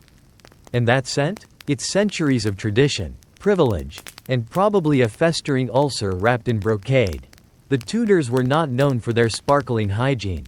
Despite living in palaces, having access to the finest textiles, and surrounding themselves with perfumers and physicians, the infamous stench of royalty was as much a symbol of power as their velvet doublets. Let's begin with Henry VIII. The man, the myth, the medical mystery. In his younger years, he was athletic, charming, and, by most accounts, rather well scrubbed for his class. He changed his linen daily, bathed semi-regularly, and loved sweet scents. But later in life, after his jousting injury, things change. He developed a leg ulcer so foul that servants reportedly gagged when changing its bandages. The wound oozed constantly, and the smell was legendary. Despite the stink, Henry still dressed in layers of velvet and furs. His solution? Douse everything, bandages, robes, even gloves, with ambergris and musk. Very royal, very revolting. Historians still argue whether the king's decline in personal hygiene was due to his health or his hubris. Was he unable to wash? Or simply above the need? The answer may lie somewhere between gout and ego. Then there's Elizabeth I, famously vain and fastidious. She took pride in her appearance, powdered face, crimson lips, and layers upon layers of elaborate gowns. She reportedly bathed once a month, whether she needed it or not. That made her practically obsessive by Tudor standards. Her love of perfumes was no secret. Her wardrobe was scented, her letters perfumed, and even her gloves soaked in rosewater and sown with lavender buds. But Elizabeth also suffered from smallpox scars and dental decay. Her teeth blackened with age and sugar. And by her later years, her breath was not pleasant. Yet she masked it all beneath a carefully constructed facade, rouge, pearls, and pungent perfumes. At court, smelling good equaled looking good. And Elizabeth knew how to weaponize a pleasant scent. You once overheard a story about Mary, Queen of Scots, Her traveling bed came with its own curtain of perfumed fabric. She even burned sweet-smelling pastilles to keep the air fresh. It didn't save her from execution, but at least she met her fate with dignity and a hint of cinnamon. Royalty had access to bathhouses. Yes, but bathing was often ceremonial. A ritual. Elizabeth's coronation bath was filled with herbs, flowers, and milky water. But did she soak? Or just pose? That part's unclear. What is clear is that bathing, for royals, was symbolic. An anointing, not a scrub. Their day-to-day cleanliness relied heavily on changing linens, applying perfumes, and avoiding confrontation with actual soap. It was believed that changing shirts was akin to cleaning the body. If your shift was fresh, so were you. And so royals had piles of finely embroidered shifts, chemises, and nightgowns, dozens, changed daily, washed weekly, or at least, delegated weekly. One courtier wrote about a duke who never washed his hands but instead rubbed them with scented cloths and wiped them on his sleeves. Another insisted that Queen Elizabeth's chambers always smelled of sweetness, but noted that her maids fainted from the heat during summer because her curtains stayed shut to preserve the scent. Then there's the legendary groom of the stool, the royal attendant who managed the monarch's toilet needs. Henry VIII's groom had unprecedented access and influence, part confidant, part valet, part human air freshener. It was said the groom kept a personal supply of rose petals, linen cloths, and vinegar rinses, all in a day's work. You imagine standing in court, surrounded by nobles, all dressed like human Christmas trees, powdered to the heavens, exuding musk and rot in equal measure. There's a smell for every rank. The higher you go, the more elaborate the camouflage. But beneath it all, sweat, fear, decay, and ambition. Yet somehow, it worked. The funk of royalty didn't diminish their majesty, it enhanced it. You weren't supposed to smell like the people. You were supposed to smell like power, which apparently involved a lot of dead whales and crushed beetles. And while common folk might wash at the river, royals delegated their dirt. Their maids powdered their wigs. Their valets cleaned their fingernails. Their physicians prescribed rose vinegar foot baths for melancholy. It wasn't about being clean. It was about looking like you had someone to do it for you. So as you walk past the palace gates and catch that distinct blend of rose oil, mildew, and royal sweat, you don't gag, you nod. That's the smell of authority, of history, of legends who ruled without ever scrubbing their knees. Because in Tudor England, the infamous Tudors were not clean, but they were memorable, and that, more than anything, stuck to them. Country folk clean different. You leave the city behind, narrow alleys, scented chamber pots, powdered courtiers, and step into the countryside. The air smells different out here. Fresher, somehow, less perfume, more pig. You inhale deeply and feel grounded. Because in rural Tudor England, hygiene isn't a ritual performed with rosewater and velvet gloves. It's practical, seasonal, and done when absolutely necessary. The country folk live closer to the land, literally. Your boots sink slightly into the mud outside the cottage door. You step over a chicken. A piglet squeals. There's laundry hanging between two crooked trees, flapping proudly like surrender flags. And in the corner of the yard?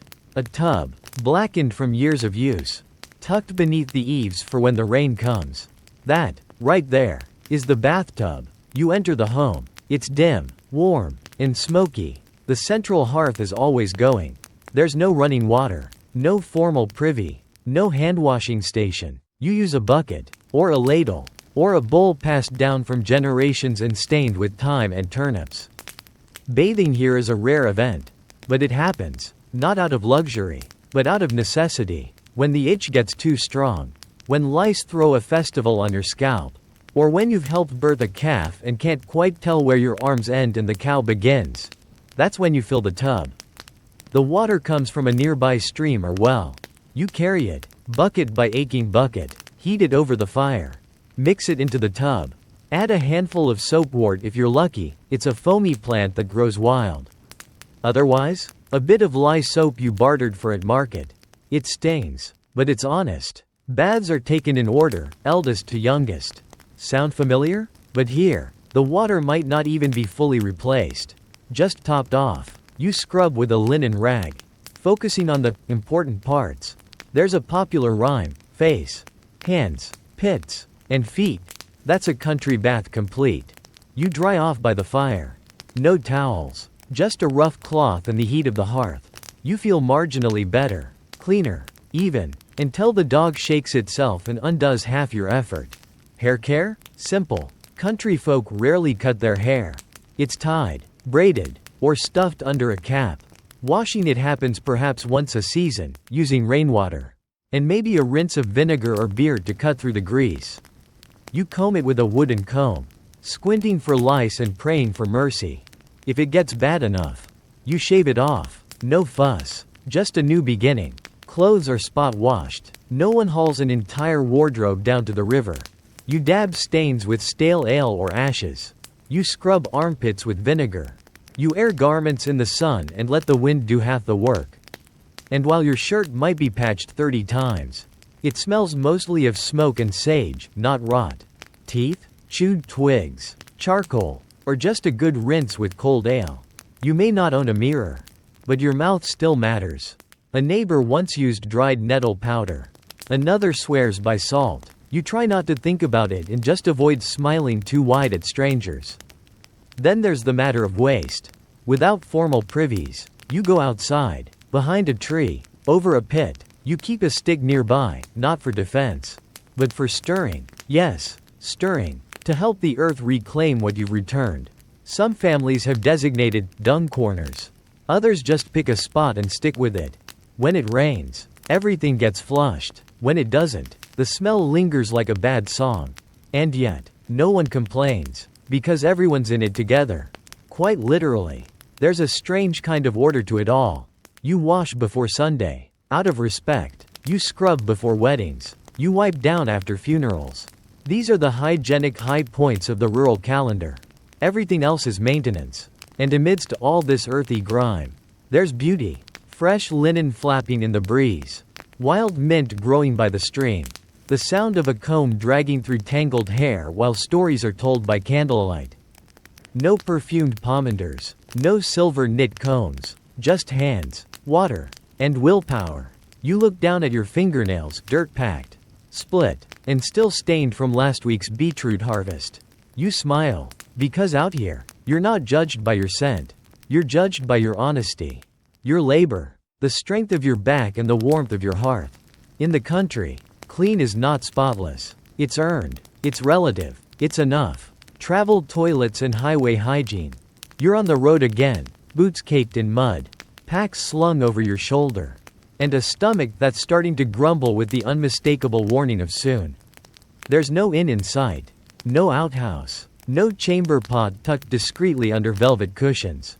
Just fields, woods, and that suspiciously flat patch near a stone wall. Welcome to highway hygiene, Tudor style. When traveling in Tudor England, bodily needs are portable, negotiable, and very, very public. You learn quickly that nature is your lavatory. Discretion is your dignity. And timing is everything. Let's say you're of moderate means, perhaps a merchant or minor noble. If you're fancy, you might bring along a traveling stool, a wooden frame with a leather seat that opens over a removable pot. Very clever, very exclusive. If you're wealthy, your servants set up a little tent around it. If you're not, you squat behind a hedge and hope the wind is on your side. And toilet paper? Still a dream. You bring rags or scraps of old linen, known delicately as clouting cloths. Some people cut up worn-out shifts for this exact purpose. If you forget, you improvise. Moss, leaves, straw, or snow if you're bold and frosty. You develop strong opinions on which leaf works best. Dock leaves are a favorite. Nettles an unforgettable mistake. The truly unfortunate might be caught in town during a crowded market day. Miles from home, no bush in sight. In that case, alleyways, dung heaps, or abandoned doorways become makeshift privies. You learn the fine art of blending into brickwork and walking away like nothing happened. For nobles traveling long distances, the experience is slightly less rustic, but only slightly. Large traveling households carried chamber pots or used close stools, in carriages. These were lined with cloth and sometimes fragrant herbs. The waste? Collected and dumped by servants. Ideally before it started sloshing. Historians still debate whether these traveling stools were used frequently or only when absolutely necessary. The truth probably lies somewhere in the middle, used reluctantly, cleaned reluctantly, and cherished for the simple fact that they weren't outside in a gale force wind. If you stop at a roadside inn, you may be offered a seat over a latrine pit, essentially a wooden plank with a hole built above a shallow trench. The smell is legendary, the privacy minimal, the cleanliness philosophical. You hover, you pray, you leave quickly. At some monastic guesthouses, you're lucky enough to find running water channeled through stone troughs. These are more for symbolic washing than full sanitation. But it feels luxurious. You dip your hands in, rinse your face, and suddenly feel a little less like a wild animal. One traveler's tale involves a noblewoman who refused to relieve herself publicly during a 2-day journey and ended up fainting from the strain. Another mentions a merchant who carried a pouch of dried rosemary to wave under his nose whenever he had to squat near roadside filth. The rosemary didn't help the smell, but it gave him a sense of moral victory. For women, things are trickier. No trousers to easily undo. Layers of skirts, petticoats, and sometimes a corset. Squatting is an acrobatic act requiring focus, flexibility, and a good lookout. In desperate moments, female travelers might go standing, lifting their skirts and leaning slightly forward over a ditch. It's not graceful, but it works. You quickly learn to read the land. That little dip between trees? Prime spot. That dry patch behind the barn? Taken. You develop a sixth sense for privacy, wind direction, and ant hills. Because nothing ruins a quick roadside break like discovering you've squatted over a beetle colony. And what do you do when you're done? There are no sinks, no antiseptic wipes. You wipe with what you've got. Maybe rinse your hands in a puddle. Maybe just rub them in grass.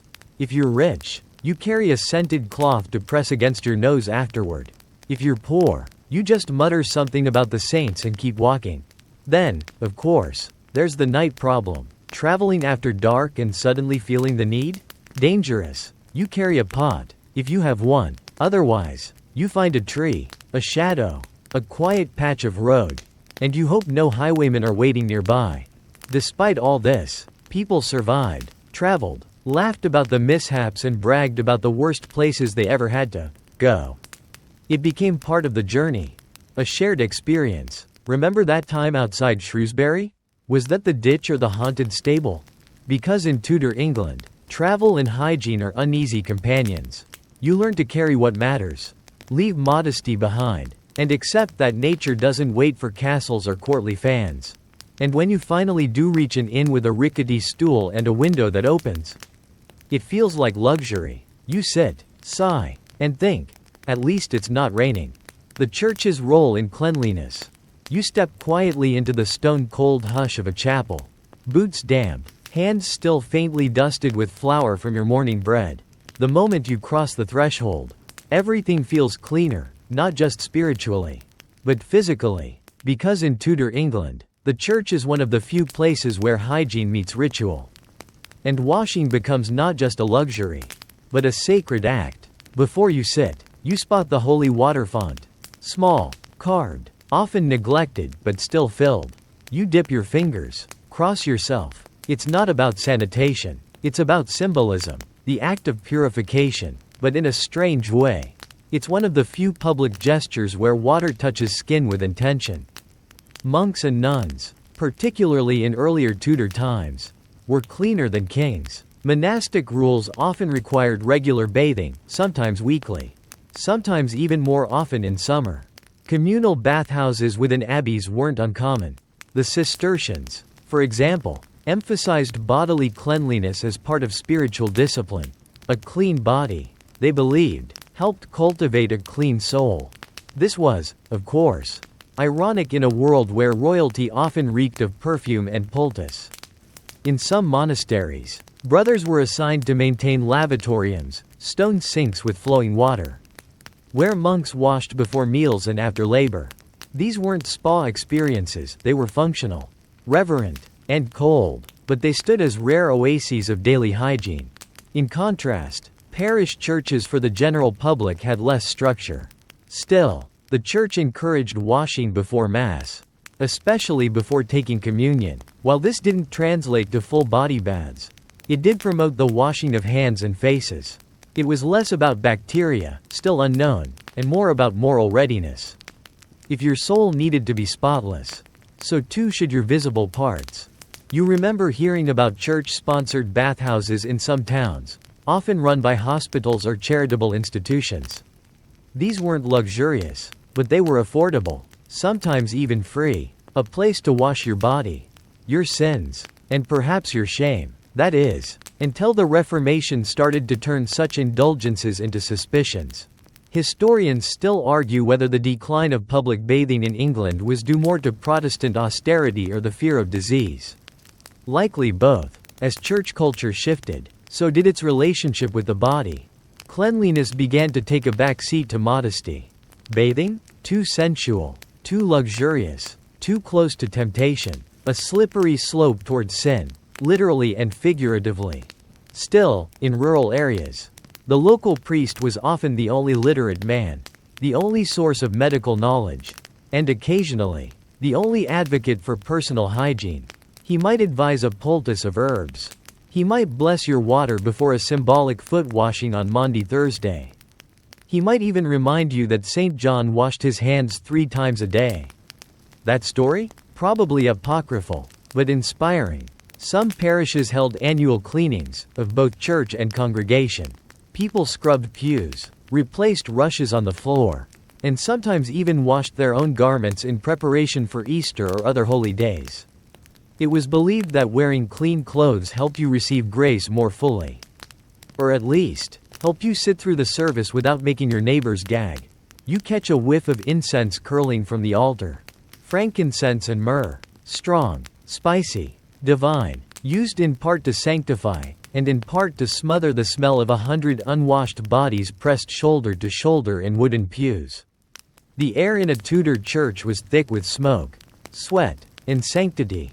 One odd tradition you've seen is the church ale, a gathering after service, where villagers share food and drink. It's a celebration, yes, but also a social event with its own hygiene rituals. You might wash your hands publicly beforehand. You might share a cup, but only after wiping the rim with a clean cloth, passed around solemnly like a relic. And then there's the role of baptism, the ultimate symbolic cleansing. A child dipped or sprinkled, declared new and pure. The font is cold, the cloth rough, but the meaning? Immense. It's the one time even the poorest family ensures their child is washed, at least once in their life, with sacred water. You glance at the stone floor of the chapel, polished smooth by centuries of feet. You remember that in some churches, foot washing was performed by priests on Maundy Thursday, mimicking Christ's act of humility. The poor, the sick, the dirty, all had their feet washed by the hands of the holiest. It wasn't about hygiene, but compassion. Still, in the process, a little dirt was scrubbed away. 2. Outside, the churchyard holds the graves of those long gone.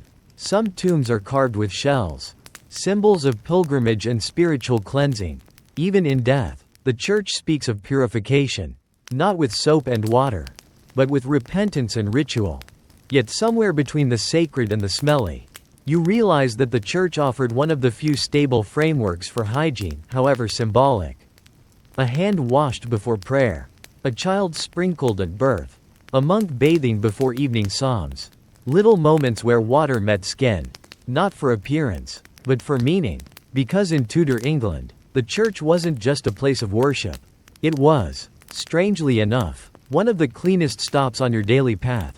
And in a world where filth was expected, those sacred drops of water felt like tiny miracles. Dirty jobs. Tudor cleaning staff. You're walking down the corridor of a noble household, arms full of musty linens, your shoes squelching from a puddle you'd rather not investigate. Welcome to the world of Tudor cleaning staff, where dirt isn't just part of life, it's your full-time job. And unlike the royals lounging in perfumed chambers, you are the one who handles the consequences of their cleanliness, or lack thereof. If you're a laundress, your day starts before dawn. You gather the soiled linens, bedsheets, shirts, underthings, towels, though they're rarely used for actual drying, all reeking with the collective essence of Tudor life. You haul them down to the river or to the laundry courtyard. Your hands already red from cold water and lye before the rest of the house has even stirred. You are the backbone of basic hygiene. And you are chronically underpaid. Laundresses are tough, strong, and nearly always damp. Your tools? Battle doors, washboards, boiling pots. Your enemies? Grease, wine, lice, and time. You've got hundreds of items to scrub, and no gloves to protect your hands. So you tough it out. Skin peeling, nails cracked, knees aching as you bend over buckets. The scent of boiled lye and wet wool becomes your personal perfume. And then there are the gong farmers. Arguably the most dreaded, but also among the best paid, workers in the sanitation hierarchy. Their job? Emptying the cesspits and privy shafts under cities and noble houses. At night, under moonlight and with heavy boots, they descend into the pits with shovels and pails. The stench is unbearable. The danger real: methane, rot, and sometimes collapsing walls of waste. They scoop, haul, and dump, often into carts that are wheeled outside the city limits and emptied into specially designated dumping grounds. Despite the job, gong farmers are not always shunned. In fact, some were known and respected, just not hugged. Historians still debate whether these workers were seen as social untouchables or unsung heroes. Likely, they were both, needed desperately, but never invited to dinner. In great households, there's also the scourer of the close stool. Yes, it's exactly what it sounds like. The person tasked with cleaning the chamber pots and portable toilets used by nobles.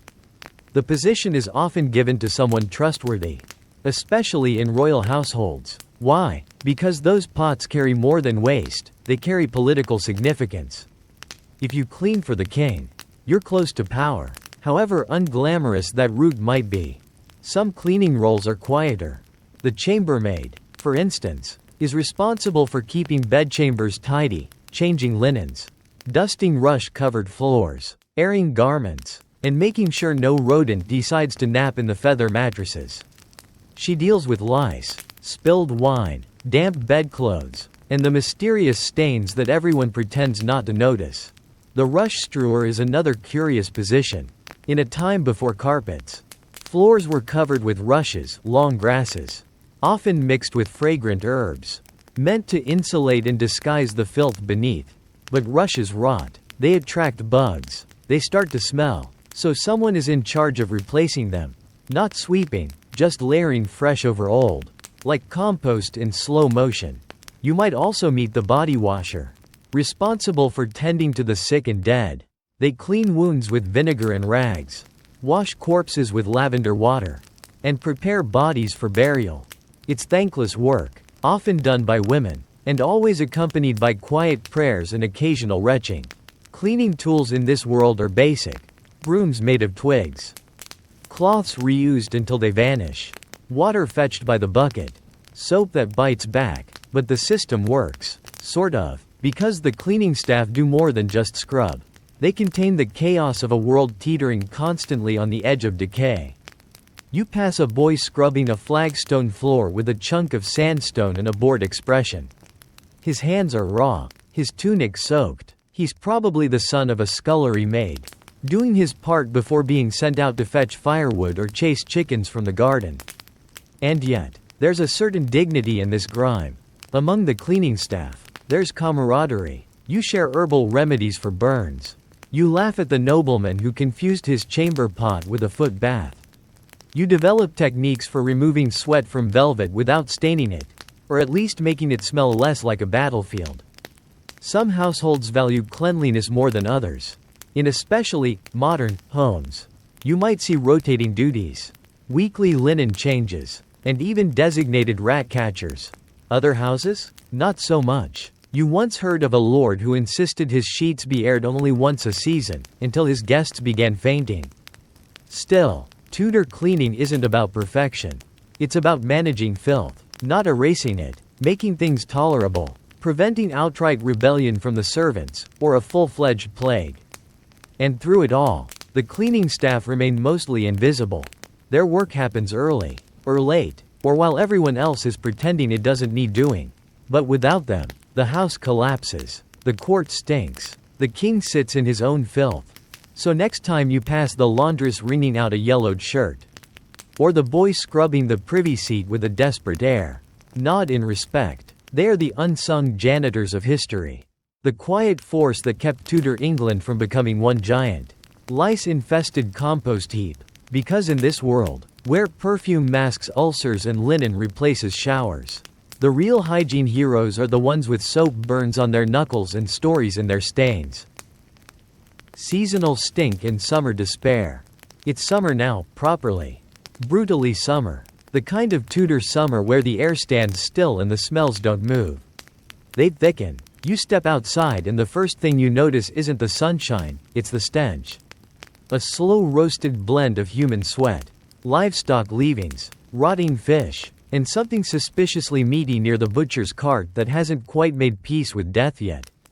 In this season, hygiene becomes a desperate defense. A race against decay that most people lose before breakfast. Your linen shirt clings immediately. Within moments, sweat trickles down your back, soaks your armpits, and settles somewhere unpleasant near your waistband. But you wear the layers anyway. Going without isn't an option. Sunburn is serious. Modesty is mandatory. And your underclothes are your only shield against the grime of the world, and your own body. Summer means more frequent linen changes, if you own the luxury of multiple shifts. It also means more vinegar rub-downs. You keep a cloth soaked in it by the hearth.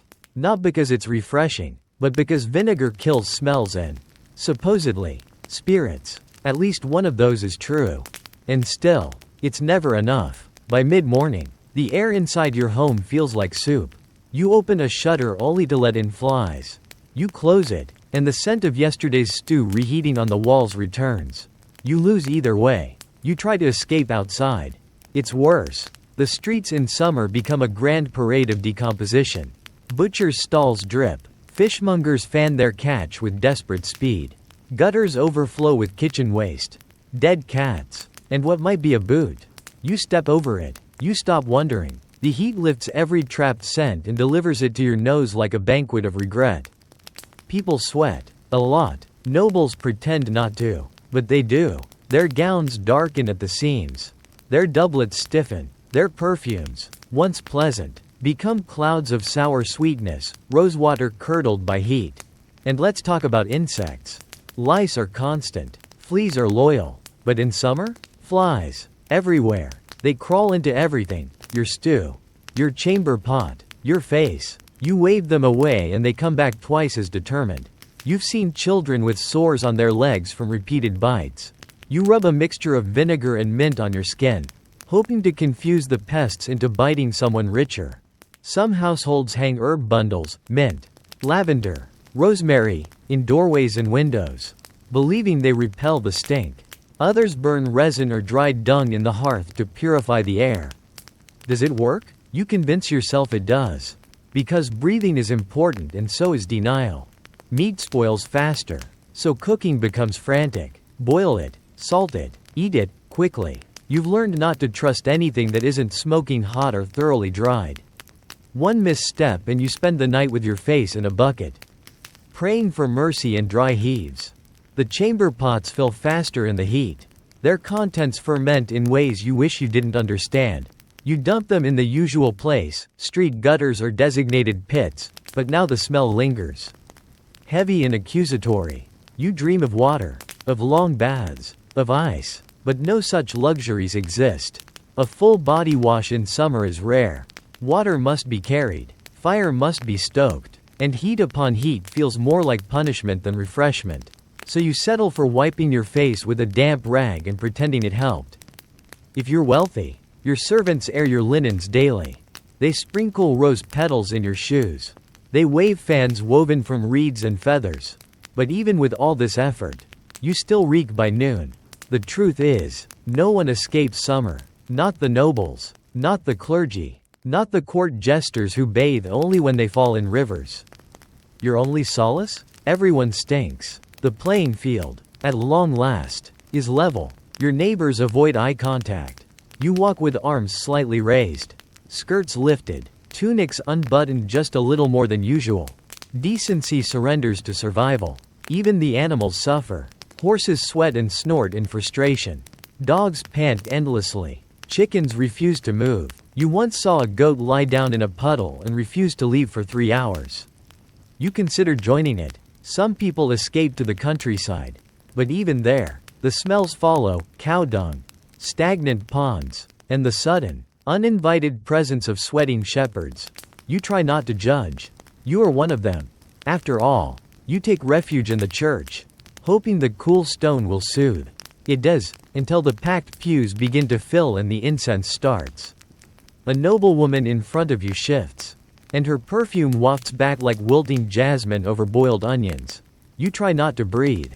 You fail. And yet, in all this despair, you endure. You develop little tricks, storing a sprig of rosemary in your pocket to sniff discreetly, sprinkling mint on your mattress to mask nighttime odors, washing your feet in the stream every third day and calling it a bath. You survive summer not by overcoming the stink, but by adapting to it, accepting it, even laughing at it, because nothing bonds people faster than communal misery wrapped in sweat-soaked linen. And when the first cool breeze arrives in September, when you wake up and your shirt isn't glued to your back, when the flies begin to disappear and the meat lasts more than an afternoon, you feel it. Relief. Triumph. A season conquered. Because in Tudor England, summer is less about sunshine and more about strategy. Hygiene becomes performance art. And the reward for surviving it? Autumn. With its fires, its stews, and its blessed chill, love, courting, and secret stinks. You straighten your tunic, smooth your hair, and stuff one last sprig of lavender under your collar. You've got a date, or at least the Tudor equivalent, a courting visit. You've written your best verse, practiced your bow, and yet there's one looming worry bigger than rejection itself. Do you smell like someone worth loving? In Tudor England, romance is layered, literally. Under the lace and linen, the perfume and polite conversation, there's sweat, nerves, and a very human scent that everyone's trying very hard not to mention. Courting is a high-stakes dance of scent management, and hygiene is your secret weapon. You arrive with gifts, flowers, a ribbon, maybe a small pomander of herbs. She opens the door, cheeks pink, a fine veil covering her hair. You exchange pleasantries. The space between you is small.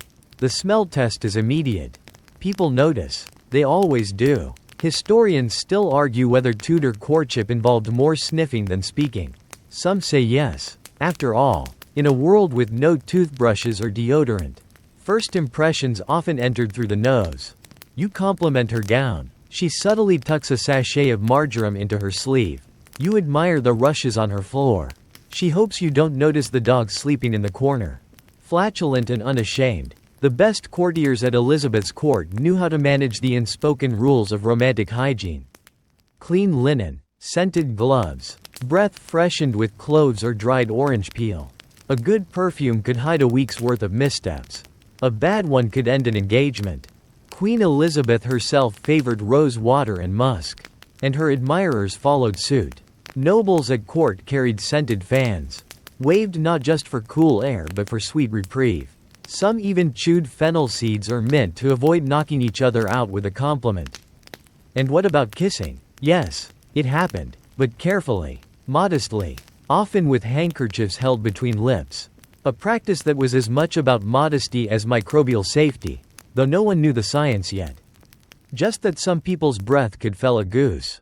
If you're wealthy, you've got a chest of tricks: scented handkerchiefs, gloves infused with violet oil, linen steeped in camphor. Your undergarments are starched and sweetened, your beard oiled. You've practiced breathing with your mouth slightly open to avoid sharing too much of your essence. If you're poor, your options are limited. You scrape your teeth with ash, rinse your mouth with stale ale, and bathe your hands in vinegar. You chew parsley and hope it masks the onion from breakfast. You air out your one clean shirt by the fire and pray for the wind to favor your good side. When flirting, touch is rare, But proximity? Dangerous. You lean in, and she leans back. Not from disinterest, just self-preservation. She's caught one too many whiffs of men who thought rosemary was a substitute for soap. You remember a story from the village. A baker's apprentice who lost his chance with the miller's daughter after she found lice in his bonnet. The entire town still whispers about it. He's since started wearing lavender tucked into his cap. The symbolism is not lost on anyone. Some superstitions say your natural smell reveals your soul. Sweet breath? A kind heart. Bitter body odor? Secret sins. So people don't just cover their scent, they curate it. You once met a woman who dabbed honey on her wrists before mass to invite sweetness into her life. It worked. She married a beekeeper. Courtship letters often contained more than words. Lovers tucked in herbs, petals, even tiny scented beads. The letters smelled like longing, like hope, like the sender. You carry one now, pressed against your chest. You haven't opened it yet. You want the scent to last. Even after marriage, hygiene remains part of love's performance. A clean shift on feast days. Bathing on anniversaries, or at least near them. Scented sheets for special nights. The idea isn't to be spotless. It's to be intentionally tolerable. People judge marriages on smell. She's gone to seed, they'll say, if a wife no longer bothers to dab rosewater behind her ears. He smells of pig and ale. They'll mutter, if a husband gives up on vinegar rub-downs. Love may be blind, but it still has a nose. But real affection goes deeper. It survives the morning breath, the midsummer sweat, the winters without a proper bath. You've seen it in couples who comb lice from each other's hair. Who share scented sachets and herbal remedies. Who laugh when the wind shifts and brings proof of their humanity. You finish your visit, bow politely, and step into the cool night. You can still smell her, thyme, maybe chamomile. You walk home smiling, glad you remembered to chew on clove bark beforehand. Because in Tudor England, romance is a sensory game.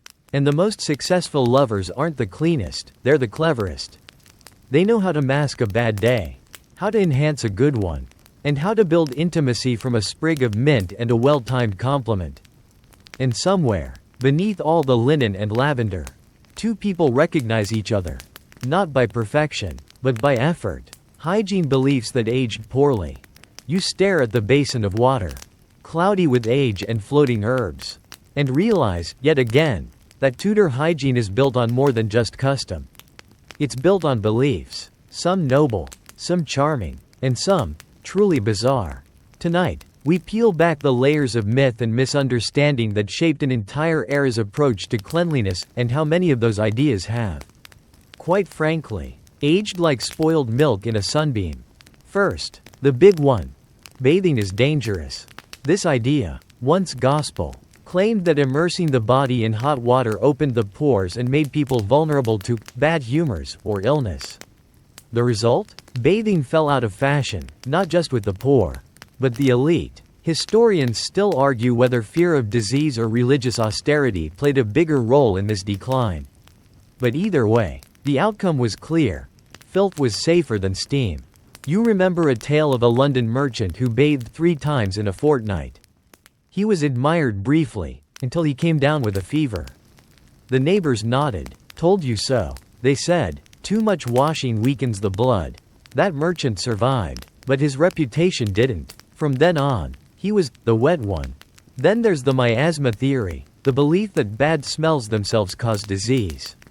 Not what smells indicate, but the odors themselves. So instead of scrubbing the source, people focused on masking the stink, burning herbs, waving pomanders, perfuming their gloves. If you couldn't see the filth and couldn't smell it, it must be gone, right? Some homes hung garlands of rosemary in every room.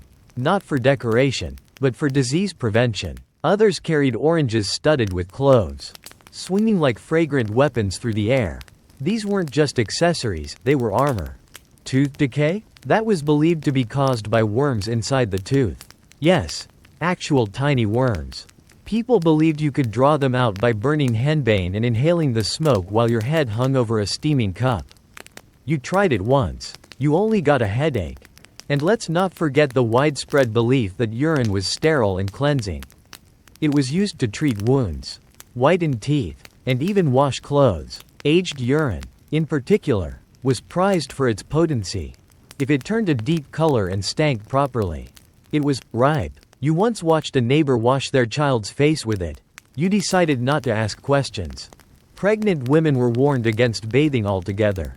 The logic? Sudden temperature changes might loosen the womb or invade the child's space. Instead, they were advised to stay warm, stay dry, and wear sachets of protective herbs, preferably sewn into their underclothes. Men believed that too much washing feminized the spirit. Real men sweat. Real men carried the scent of labor. If a man returned from the field smelling too fresh, his masculinity was questioned. Did you fall into the stream or just lose your nerve? They'd tease. Another gem. Freckles were signs of moral weakness. The sun didn't just burn, it marked you. And if your face was marked, clearly something unclean was going on inside. So people tried to bleach their skin with vinegar, lead, or chalk, not for beauty, but for virtue. Of course, some beliefs were more dangerous than silly. Treating plague symptoms by rubbing cut onions on the soles of your feet. Drinking mercury for syphilis. Tying live toads to your boils to draw out the poison. Or one of your personal favorites, walking 3 times counterclockwise around a sweating pig to cure rashes. Did it work? No. Was it tried? Repeatedly. And yet, through all these misguided efforts, people were trying to be well, to stay clean, to do right by their bodies with the knowledge they had. It's easy to laugh, until you realize how many modern habits might one day look just as absurd. Some Tudor beliefs were accidentally genius. Though, changing linen frequently actually does improve hygiene. Rinsing with vinegar? Antibacterial. Brushing teeth with soot? Not ideal, but mildly abrasive. The practice of airing clothes in sunlight? Shockingly effective. Even without science, instinct occasionally hit the mark. By the end of your Tudor day, you sit on the edge of your straw-stuffed bed and reflect. You've survived without soap, without showers, without any real understanding of germs. You've rubbed herbs under your arms, combed lice from your scalp, and managed to not pass out from the fishmonger's stall. Because in Tudor England, hygiene wasn't just a routine. It was an act of faith. In tradition, in folklore, in the hope that if you just burned the right leaf or bathed only on Tuesdays, you might live to see another winter. Some of those beliefs have faded. Others linger, in whispers and wives' tales. But one truth remains. People did the best they could with what they had. And they left behind a legacy of smell, survival, and stubbornness. You blow out your candle, adjust your linen, and smile faintly at the thought of your vinegar foot rub. Maybe tomorrow you'll boil your comb. Or maybe not, because even if it aged poorly, it still got you through the day. And now, as the candlelight flickers low and the hum of the world softens around you, you can rest easy, free from the scratch of linen, the vinegar rub-downs, and the ever-watchful eye of the chambermaid sniffing your sleeves. The Tudors did what they could with what they had. Their world was noisy and fragrant in the strangest ways. They lived in layers, of cloth, of scent, of belief. And beneath all the powder and poultices, they were just like us, tired, curious, and trying to smell a little better than yesterday. You've walked their muddy roads, peeked into their basins, crouched behind their hedgerows, and survived the chamber pot gauntlet. And now you know, hygiene isn't always about being clean. Sometimes, it's about tradition. Sometimes, it's about status. And sometimes, it's about surviving summer with a single shirt and your dignity mostly intact. So breathe easy now. The rushes have been changed. The lice have been combed, for now. The stew is done bubbling. And somewhere in the distant Tudor night, a candle is being snuffed. Just like yours. Thank you for walking through history's grimier corners with me. I hope you found it strange, soothing, and just boring enough to drift off to. If you're still awake, that's okay too. Just imagine the gentle rustle of linen, the quiet creak of timber beams, and the soft sigh of a world that, despite everything, carried on. Sleep well, dream deep, and may your chamber pot always be empty in the morning.